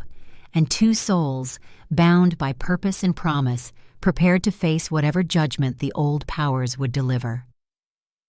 The army moved at dawn, a river of steel and fur flowing down from Stonefang Citadel toward destiny. 200 warriors in disciplined columns, supply wagons groaning under the weight of weapons and provisions, scouts ranging ahead to mark the path and watch for ambush. This was not a raiding party or a patrol. This was war mobilized, the full strength of the Northern Territories committed to a single desperate gamble. Sera rode beside Theron at the column's head, her silver hair braided tight against her skull, practical travel clothes exchanged for armor that fit her slight frame. Leather reinforced with steel plates at vital points, light enough to move in but strong enough to turn a blade. Rowan had insisted, and she had learned not to argue with the weapons master when he spoke of survival. The journey to Listening Falls would take 4 days of hard travel through increasingly corrupted territory, 4 days to prepare for what awaited them, 4 days to master the covenant working that might save them all or prove Garrett's bitter words prophetic. The first night they camped in a valley where the Blight's influence showed in yellowing grass and trees that wept black sap. Sera walked the perimeter with Theron, studying the damage, feeling the wrongness in the earth like a physical ache. It's accelerating, she said quietly, as though it knows we're coming, as though it's racing to reach Listening Falls before we can stop it. Theron's hand found hers. their fingers interlacing with the easy familiarity that 4 weeks of partnership had built. Then we race faster. They practiced that night in the center of camp, using a corrupted patch of ground as their testing site. Warriors formed a loose circle around them, watching with mixtures of hope and skepticism as their alpha king and his priestess knelt in poisoned earth and reached for power older than memory. Sera placed her palms flat against soil gone gray and lifeless. She closed her eyes and reached inward, finding that quiet pool where magic lived. Let it rise through her like water through roots, gentle and persistent. Her hands began to glow with soft silver light. Theron mirrored her position, his larger hands bracketing hers. She felt him struggling still with the surrender the working required, fighting instincts that told him control meant strength. But he was learning. Slowly, with the same grim determination he applied to every challenge, he was learning to trust the flow rather than dominate it. His power rose to meet hers, gold light erupting from his palms, raw alpha strength seeking direction and purpose. "Now," Sera whispered, "together." Their magics touched, merged, became something neither could create alone. Silver and gold woven into a single radiance that pulsed with the rhythm of their synchronized breathing. Sera guided that combined power downward, into the corrupted earth, seeking the poison at its source. She found it. A wrongness so profound it made her stomach clench. Not natural decay, but deliberate corruption, magic twisted against its purpose. The covenant bonds that should nurture life perverted into something that fed on death. They pushed against it. Sera's wisdom directing where Theron's strength should flow, his power channeling through her understanding. The corrupted patch of earth shuddered, gray soil taking on hints of brown, dead grass standing straighter. Not healed completely, but improved, stabilized, proof that the concept worked. They held the working for 10 minutes before exhaustion forced them to release it. Both collapsed backward, breathing hard, sweat soaking through their clothes despite the evening chill. Rowan approached with the waterskins, his weathered face showing something that might have been respect or might have been wonder. "I've seen a lot in 60 years, never seen anything like that." "It's not enough," Theron said, accepting the water and drinking deeply. We slowed the decay in a 20-foot circle. Listening Falls confluence covers miles. We need to be 10 times stronger, 20 times faster. "Then we practice until we are," Sera replied, pushing herself upright despite muscles that screamed protest. "Again. Before we lose the light completely." They worked until moonrise, until neither could stand without swaying. They slept curled close for warmth and comfort, drawing strength from proximity. And in the morning, they rose and marched onward toward the falls that held their future in its ancient stone. The second day brought them into territory where the Blight's influence was absolute. Trees stood as skeletal monuments to what they had been, bark peeling in long strips to reveal wood gone black with rot. Streams ran thick and dark, their water poisonous to drink. Animals had long since fled, leaving a silence so complete it felt like violation. The warriors moved through this dead land with weapons drawn and senses alert. This was enemy territory in the most fundamental sense. Every breath of tainted air, every step on corrupted ground, reminded them of what they fought against. Sera felt it most acutely. Her priestess senses screamed warnings with every mile traveled deeper into the Blight's heart. This was wrong. This was everything the Covenant had been created to prevent. And it was spreading, consuming, destroying without pause or mercy. That evening, as they made camp in a clearing where even the stones seemed to weep corruption, scouts returned with news that turned strategy into immediacy. Voss was already at Listening Falls, had been there for 2 days, fortifying positions, preparing for siege. His forces numbered at least 500, perhaps more, and he had captives with him. The women from other raids, still being tested, still being used in his search for a priestess of his own. The War Council assembled in Theron's command tent, maps spread across makeshift tables, the faces around those maps grim with understanding of what they faced. "He beat us there," Rowan said flatly. "Has superior numbers and prepared defenses. Any way we approach this, we're attacking uphill against an entrenched enemy." Theron studied the maps with the focus that had kept him alive through 30 years of war. His finger traced the terrain around Listening Falls, the narrow approaches, the high ground Voss would certainly hold. He wants us to assault his positions, wants us to break ourselves against his defenses while the blight continues spreading. That's the trap. He doesn't need to defeat us. He just needs to delay us until the corruption reaches the confluence and makes healing impossible. So what do? A senior wolf asked. We can't avoid engagement. We need access to the falls to work the covenant. We split our focus, Sera said quietly. Every head turned toward her. She met their gazes without flinching. Theron and I, with a small team, infiltrate to the confluence. The main force engages Voss, draws his attention, keeps him occupied. It's the same strategy we used at Clearwater, just larger scale. Theron's golden eyes found hers, and she saw in them both pride and fear. Pride that she thought tactically, understood military necessity. Fear for what she was proposing. You're asking me to split my forces in the face of superior numbers, to commit the army to a holding action while you and I attempt something that has not been successfully done in 3 centuries. If either element fails, we lose everything. Yes, she agreed, but if we don't try, we lose anyway. The blight reaches that confluence in days, perhaps hours. We are out of time for safe choices. Silence fell across the command tent. Every wolf present understood the mathematics of what was being proposed. It was desperate, dangerous, and offered no guarantees. It was also their only option. Rowan broke the silence with his gravelly voice. I've followed you into worse odds, Alpha, and we're still breathing. I'll take the ground element. Hold Voss's forces as long as you need. You focus on the magic. That's the mission. The other senior wolves nodded agreement, one by one committing to a plan that might be suicide. Theron looked at each of them, his expression carrying the weight of command and the cost of sending people to possible death. We move at first light. Main force advances on Voss's positions, creates enough threat to demand his full attention. Sera, myself, and 6 hand-picked infiltrators circle to the confluence from the north. Narrow approach, difficult terrain, but Voss won't expect it because it's barely passable. We reach the Covenant site, we work the magic, we heal what's been broken. And we trust that our warriors can hold long enough for us to finish. It was not a good plan, but it was the plan they had, and Dawn would demand they execute it regardless of doubt or fear. That night, Sera could not sleep. She lay in her tent, staring at canvas above, listening to the camp sounds of an army preparing for battle, metal being sharpened, quiet conversations, prayers to gods old and new. Footsteps approached her tent, and Theron's voice called softly from outside. May I enter? She sat up as he ducked through the flap, his large frame filling the small space. He carried something wrapped in oiled cloth, which he set down carefully before settling beside her on the bedroll. I have something for you, he said quietly, in case tomorrow goes wrong, in case we don't. He stopped, the words too heavy to complete. Sera took the wrapped bundle and opened it. Inside lay a journal, its pages blank, waiting to be filled, and beside it, a silver pendant worked into the shape of a crescent moon. Beautiful and simple.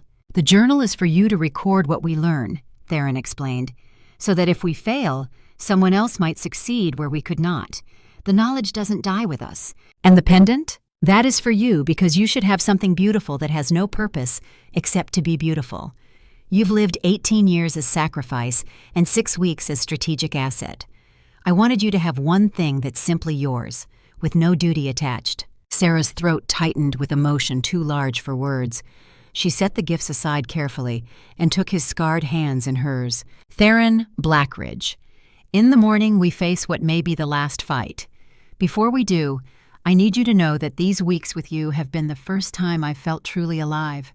Not surviving, living. You gave me that. You gave yourself that, he corrected gently. You chose to step into purpose rather than accept the role others assigned. I simply recognized what was already there. He reached up and cupped her face with one calloused hand, his thumb brushing across her cheekbone. If we survive tomorrow, I will court you properly, with time and attention and every courtesy you deserve. I will show you what partnership looks like when we're not fighting for our lives. And if we don't survive, then we will have fallen together, knowing we tried with everything we were. But Sera, I think we're going to survive. I think we're going to win, because we are Covenant, you and I. And Covenant is stronger than corruption. She leaned into his touch, allowing herself this moment of vulnerability and connection. Stay, she whispered. Just until dawn. I don't want to face the night alone. He gathered her close, his arms solid and warm around her. They lay together in the darkness, two souls bound by purpose and promise, drawing strength from proximity. Not lovers, not yet, but something deeper than physical connection. Partners, chosen family, two halves of a whole that would face tomorrow's judgment united. They slept finally, with Sera's head resting on Theron's shoulder and his hand tangled in her silver hair. And if either dreamed, they did not speak of it when dawn came too soon and duty called them to rise. The army formed ranks as the sun broke the horizon, painting the dead forest in shades of amber and blood. 200 warriors in disciplined formation, armor checked, weapons ready, faces set with the grim determination of people who understood exactly what they faced. Rowan commanded the main element, his 60 years of experience evident in every crisp order, every positioning decision. He had fought in more battles than most of these wolves had lived years, and that expertise showed. Theron gathered his infiltration team, 6 elite fighters, each one a veteran who had run black operations during the border wars. Wolves who knew how to move silent, strike fast, and disappear into terrain before the enemy realized they had been compromised. And Sera, priestess and strategic key, the one person without whom the entire mission meant nothing. Marin approached as they prepared to move out, her healer's satchel heavy with supplies she would need for the casualties that were coming. "Come back alive," she said to Sera, embracing the younger woman briefly. "Both of you. We need you for what comes after." "We'll try," Sera promised, though they all knew how little promises meant in the face of war. The main force moved out first, advancing directly toward Listening Falls with enough noise and presence to ensure Voss could not possibly miss their approach. This was not stealth. This was announcement, a challenge delivered with steel and numbers. Theron's team waited until the main force engaged, until the sounds of combat echoed across the dead forest. Then they moved, slipping into the northern approach with the practiced silence of wolves who had spent lifetimes learning to be ghosts. The terrain was brutal. Narrow defiles between rock faces, slopes that threatened to crumble with every step, fallen trees creating obstacles that had to be climbed over or crawled under. But it also meant Voss had not bothered posting guards. The approach was too difficult, too unlikely, to waste resources defending. They could hear the battle as they traveled, the clash of weapons, the snarls of wolves in combat form, the shouted orders and screams of the wounded. Rowan was doing his job, keeping Voss fully occupied, preventing the enemy from noticing 6 wolves and a priestess threading their way through impossible terrain toward the heart of everything. After 2 hours of brutal climbing, they emerged onto a plateau overlooking Listening Falls. The view stole breath and focus. 3 rivers converged here, their waters tumbling over cliffs in a triple cascade that had carved stone into fantastic shapes over millennia. The spray created permanent rainbows in sunlight, and the sound was a constant roar that spoke of power and permanence. This was one of the world's sacred places, where the bones of creation lay close to the surface. And it was dying. The rivers ran black with corruption, their falls stained like tears of ink. The stone itself showed signs of the Blight's touch, once gleaming granite, now dull and cracked. The permanent rainbows had faded to ghosts of themselves. Even the sound seemed wrong. The roar of water turned into something like screaming. At the confluence, where the 3 streams met before plunging over the falls, stood an ancient platform carved from living rock, the Covenant site, where Priestess and Alpha had once stood in partnership to maintain the balance between life and death, growth and decay, human and wolf. And between Theron's team and that platform stood the final obstacle. Voss Shadowfang had left guards, 20 of his best fighters positioned around the Covenant site, clearly expecting some attempt to reach it. The warlord was brutal, not stupid. He understood the strategic importance of this location, even if he did not believe in Covenant magic. Theron signed rapid orders to his team, standard combat deployment, using terrain for advantage, coordinating strikes to take down sentries without raising alarm. These were tactics they had practiced countless times, movements as familiar as breathing. The first guard died without making a sound, throat cut before he registered the attack. The second and third fell nearly simultaneously, precise strikes to vital points. But the fourth managed a strangled cry before going down, enough sound to alert the others that they were under attack. The element of surprise vanished in an instant. What followed was brutal close-quarters combat. Theron's 6 elite fighters against 20 Bloodmire wolves, fighting with the desperate knowledge that they had to win quickly or the mission failed. No reinforcements were coming. No retreat was possible. They either cleared the Covenant site or died trying. Sera watched from cover as Theron moved through the fight like violence made flesh. 30 years of Border Wars combat condensed into pure, efficient lethality. He did not waste motion, did not showboat or posture.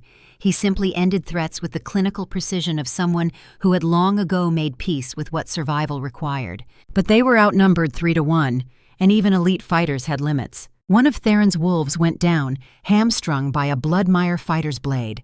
Another took a spear through the shoulder, the weapon punching through armor to pin him against a tree. The tide was turning, momentum shifting toward the defenders who had numbers and prepared positions. Sera made a decision. She stepped out of cover, her hands already glowing with gathered power. She did not have time for subtlety or careful workings. She needed raw force, and she needed it immediately. The earth responded to her call. Stone erupted from the ground, not roots this time, but spears of solid rock, shooting upward to impale 3 Bloodmire wolves where they stood. Water from the corrupted streams rose in defiance of gravity, becoming whips and chains that wrapped around enemies and dragged them toward the falls. Even the air itself seemed to thicken around the attackers, making movement sluggish, breathing difficult. It was not refined magic. It was priestess power channeled through desperation and will, the land itself responding to someone who spoke its language after centuries of silence. The Bloodmire fighters broke. Those who could still move fled, unwilling to face magic that turned the world itself into a weapon. The Covenant site was clear, purchased with blood and exhaustion. Theron reached Sera's side as she released the working, her legs buckling from the effort. He caught her, holding her upright while his team secured the perimeter and tended their wounded. "That was reckless," he said, though his voice held no anger, only concern. "That was necessary. How many did we lose?" 2 dead, 3 wounded badly enough they can't fight. That leaves you, me, and 1 healthy warrior to hold this position and work the Covenant. Then we make it enough." The sounds of battle echoed up from below, where the main force fought to keep Voss occupied. They were running out of time. Every minute spent securing the site was another minute Rowan's warriors bled and died to buy them. Theron and Sera moved to the Covenant platform, that ancient stone carved with symbols that predated written language. Power hummed through it, dormant but not dead, waiting for those who knew how to wake it. They knelt facing each other, their hands joining palm to palm, their eyes locking with the absolute trust that 6 weeks of partnership had built. "This is it," Theron said quietly. "Everything we've worked for, everything we've trained for. If it fails, Sera, if I'm not strong enough, or if the magic doesn't work the way we hope, I need you to know that trying with you has been worth everything." "It won't fail," she replied with certainty she forced herself to feel. "We are Covenant, we are partnership, we are exactly what this land needs." They closed their eyes and reached inward, each finding their power's source. Sera's silver magic rose like moonlight, cool and gentle and infinitely patient. Theron's gold strength erupted like sunrise, warm and fierce and absolutely certain. The 2 magics met, merged, became something new. Power flooded through the Covenant platform, ancient runes blazing to life with illumination that could be seen for miles. The very stone beneath them sang with joy, recognition, relief that finally, after 3 centuries of silence, someone remembered the old words and spoke them with authority. Sera's awareness expanded, consciousness flowing outward through the land itself.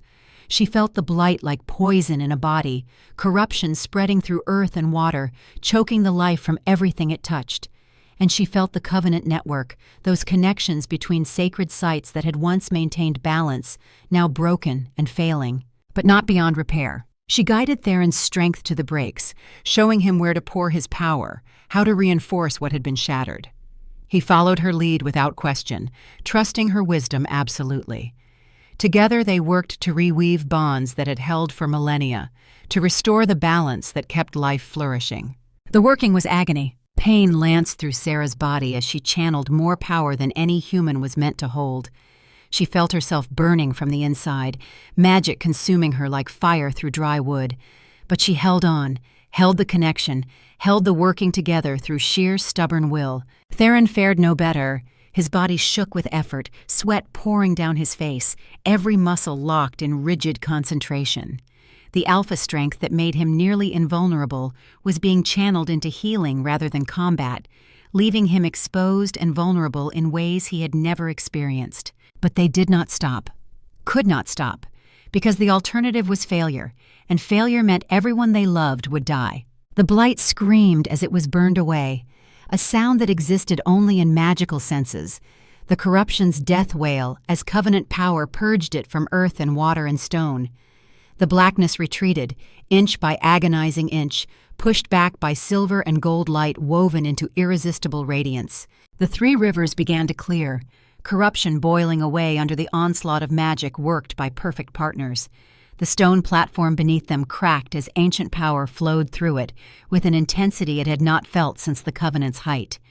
The permanent rainbows returned, brighter than before, painted across the falls in shades that had no names in common language. And across miles of territory, the land began to breathe again. Green shoots erupted from soil that had been dead for years. Trees that had stood as skeletal monuments suddenly budded with new growth. Animals that had fled corruption returned, drawn by the promise of renewed life. The northern territories were being reborn, transformation spreading outward from the Covenant site in waves of healing power. But the cost was devastating. Sera felt her human lifespan burning away like candle wax held to flame. Not all at once, but accelerated far beyond natural aging. The Covenant demanded balance, power for power. The magic to heal the land had to come from somewhere, and the priestess provided the channel, the conduit, the sacrifice that made healing possible. She was paying for the cure with decades of her life. Theron's immortality, the alpha gift that should have allowed him to heal from almost any wound, fractured under the strain. The Covenant consumed his supernatural resilience, transforming it into fuel for the healing working. When this was done, when the magic released him, he would be mortal in ways he had never been, vulnerable, capable of being killed by things that once would barely have slowed him. They both understood what was happening, both felt the price being extracted, and neither considered stopping. This was covenant. This was partnership. This was two people choosing to give everything they had and everything they were to save a world that had never given them anything but hardship. The working reached its peak, power blazing so bright that warriors miles away stopped fighting to stare at the pillar of light erupting from listening falls. The blight gave one final agonized shriek and collapsed, its corruption shattered, its hold on the land broken beyond recovery. Silence fell. Sera and Theron released the magic and collapsed, their bodies no longer able to support them. They fell together on the Covenant platform, breathing in ragged gasps, every muscle trembling with exhaustion beyond description. It was done. The land was healing, the Covenant was restored, and they had survived, though what they had become in the process remained to be seen. The sounds of combat below had ceased. In the sudden quiet, footsteps approached the Covenant platform. Heavy boots, confident stride, the walk of someone who expected no resistance. Voss Shadowfang stepped into view, his massive frame bloodied from battle, but still moving with terrifying power. Behind him came a dozen of his best fighters, weapons drawn, eyes hard with purpose. They had broken through Rowan's line, fought their way up the narrow approaches, and now stood between the exhausted Covenant workers and any hope of escape. The warlord's gray eyes swept across the scene. The glowing platform, the clearing rivers, the obvious signs of magic recently worked. And Theron and Sera, collapsed and helpless, unable to run or fight or do anything except face what came next. Voss smiled. It was not a pleasant expression. So the fairy tale was real. You actually did it, healed the blight, restored the precious Covenant. How noble, how pointless. He stepped closer, his hand resting casually on the axe at his belt. You've won the battle, old friend.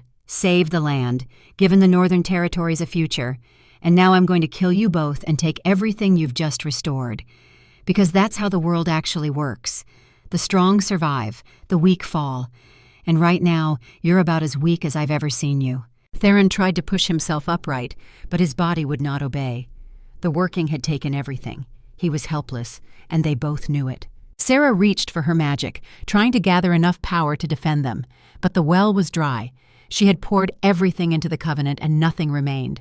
Voss drew his axe, the blade gleaming red in the light from the still glowing platform. Any last words, Alpha King? Any final wisdom to share before I end this? Theron met his former brother-in-arm's eyes without fear. Yes. Remember that you had a choice. Remember that you could have been part of something greater than yourself. And remember that brutality only wins until it doesn't.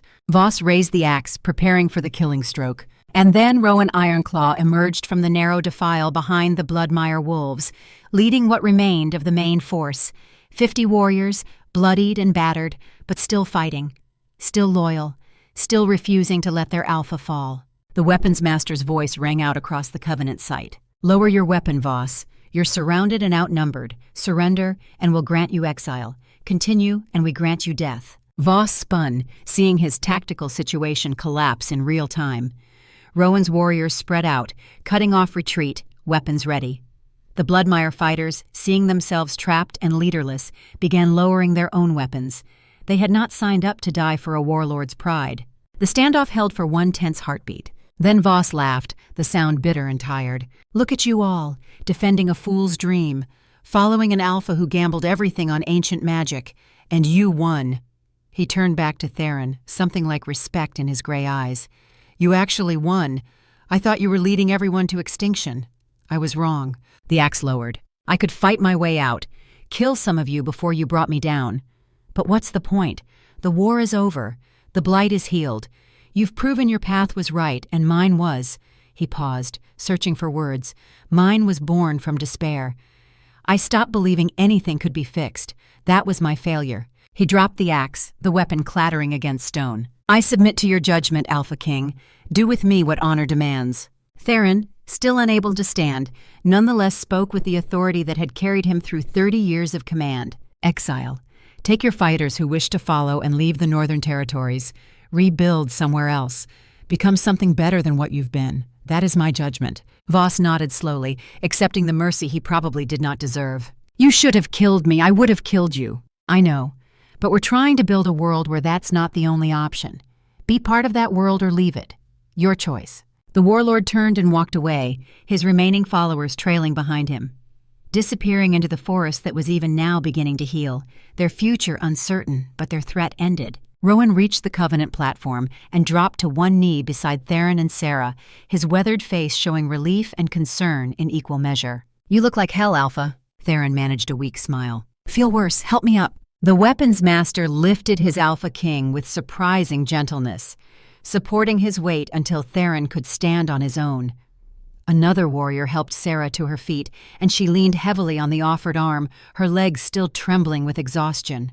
Casualties? Theron asked, though his voice dreaded the answer. 8 dead, 20 wounded, half of those seriously, but we held, gave you the time you needed. And the land, Rowan's voice filled with wonder. The land is healing. I can see it, feel it. Everything we fought for, it's actually working. They made their way slowly down from the Covenant site, supporting wounded, carrying the dead. The army reformed around its leaders, battered but victorious.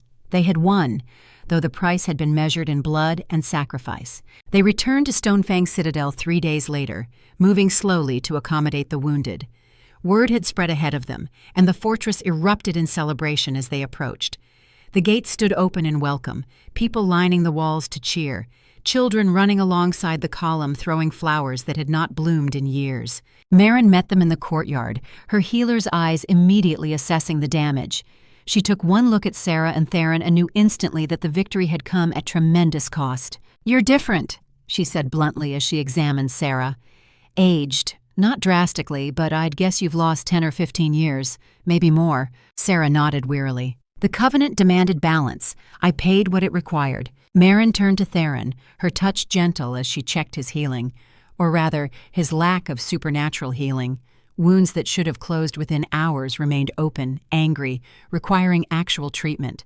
Your alpha resilience is fractured. You'll heal now like a human, slowly, imperfectly.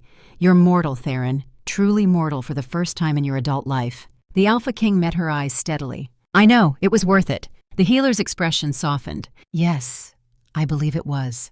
Now both of you get to the healing chambers before you collapse. We've won the war. Try not to die from stubbornness in the peace. The weeks that followed were consumed by recovery and rebuilding.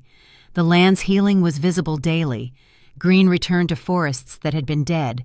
Rivers ran clear and cold. Crops planted in restored soil sprouted with unprecedented vigor. The Northern Territories were being reborn, exactly as the Covenant had promised. But the cost could not be ignored. 8 warriors had died at Listening Falls. Their names were spoken at ceremony, their sacrifices honored, their families provided for. Sera attended every funeral, bearing witness to the price her survival had demanded from others. The wounded recovered slowly, tended by Marin and her healers. Theron was among them, his wounds requiring weeks of careful treatment. Sera sat with him often, reading from her grandmother's journal, discussing plans for teaching others the Covenant working so the knowledge would never again be lost. Garrett faced pack judgment for his betrayal. The council was divided between those who wanted execution and those who advocated mercy. Theron made the final decision: exile, with possibility of return if he can prove himself changed. He believed he was saving the pack through his choices. He was wrong, but the intent came from loyalty twisted by despair. That deserves punishment, not death. Garrett left Stonefang 3 days later, headed south toward territories unclaimed and uncertain. Whether he would find redemption or simply continue his fall remained to be seen. And Sera and Theron, finally released from the immediate demands of crisis and war, began the careful work of understanding what they had become to each other. They walked the battlements often, as had become their habit, watching sunsets paint the healing mountains in colors that grew more vibrant every day, talking of futures that now stretched before them with genuine possibility. 6 weeks, Theron said one evening, his arm resting lightly around her shoulders. We've known each other 6 weeks. In that time, we've faced death, betrayal, war, and literal Covenant magic. I'm not sure what normal courtship looks like after that. Sera leaned into his warmth, feeling contentment she had never imagined possible. I don't think we're built for normal, but I think we're built for each other. He turned her to face him, his scarred hands gentle on her shoulders. Sera Ashwood, will you let me spend whatever time we have, whether that's years or decades, proving to you that partnership can become something even deeper? Will you give me the chance to love you the way you deserve? She reached up and cupped his face, feeling the roughness of his beard, the warmth of his skin, the reality of him. Theron Blackridge, I already know that partnership has become something deeper. I've known it since the moment we worked Covenant magic together, and I felt your soul beside mine. So yes, however much time we have, I want to spend it with you. He kissed her then, gentle and certain, a promise made and accepted. Not the desperate passion of people facing death, but the steady warmth of partners choosing to build a life together. They stood wrapped in each other's arms as stars emerged above the healing mountains. 2 souls who had paid everything to save a world that had never given them anything but hardship, and they were content. The seasons turned. Summer came to the Northern Territories, bringing warmth and growth the land had not seen in years. Fields produced record harvests, forests teemed with returning wildlife. The rivers sang with life. Theron and Sera married in a ceremony at Listening Falls, standing on the Covenant platform where they had nearly died working magic together. Every wolf in the territory attended, along with delegations from southern packs who had heard of the miracle in the north and came seeking to learn. Sera established a school for teaching Covenant knowledge. Young women showing priestess potential came to study with her, learning the old words, the careful workings, the balance that magic required. The knowledge would never again be lost to fear and superstition. Theron, now mortal and aging at human pace, led the Northern Territories with wisdom earned through blood and sacrifice. Other alphas came to him for counsel, for mediation, for the example he represented. He built alliances, established trade, created a stability the region had never known. 5 years passed, then 10. On their 10th anniversary, they stood again at Listening Falls, watching the sun set over mountains that flourished with life. Sera's silver hair had gained more white, her face showing the passage of time in ways it had not before the Covenant working. Theron moved with the careful stiffness of old wounds that no longer healed supernaturally fast. But their eyes held the same fire, the same partnership, the same absolute certainty in each other. Do you regret it? Sera asked, as she had asked before. The price we paid, the years we lost. Every day, Theron replied honestly, and then I see what we bought with those years, and I know it was worth every moment. Below them, a group of young priestesses practiced covenant workings under the supervision of Sera's most advanced students, teaching the next generation, ensuring the knowledge would survive and flourish. Further down the valley, Stonefang's citadel stood strong, its walls sheltering thousands who lived without fear of blight or starvation. Children played in courtyards, families grew strong. Life continued in all its messy, beautiful complexity. "This is legacy," Sera said quietly. "Not the years we lost, but the future we made possible." Theron pulled her close, and they stood together as darkness fell and stars emerged. Two people who had been offered a sacrifice, who had become instruments of salvation, who had paid everything to give others the chance at normal lives. A small figure approached up the path. Lissa, now 18, trained priestess and teacher in her own right. The child who had once pressed honey bread into Sera's hand before her planned execution now stood as proof of what could be built from ashes. "The evening class is finished," Lissa reported, "and there's a delegation from the Eastern Pax. They want to learn the covenant workings. Sera, they're asking if you'll travel to teach them." Theron and Sera exchanged glances, a question asked and answered without words. "We'll go," Sera said. "Together. There's still work to be done." "Always more work," Theron agreed with a smile, "but we're used to that."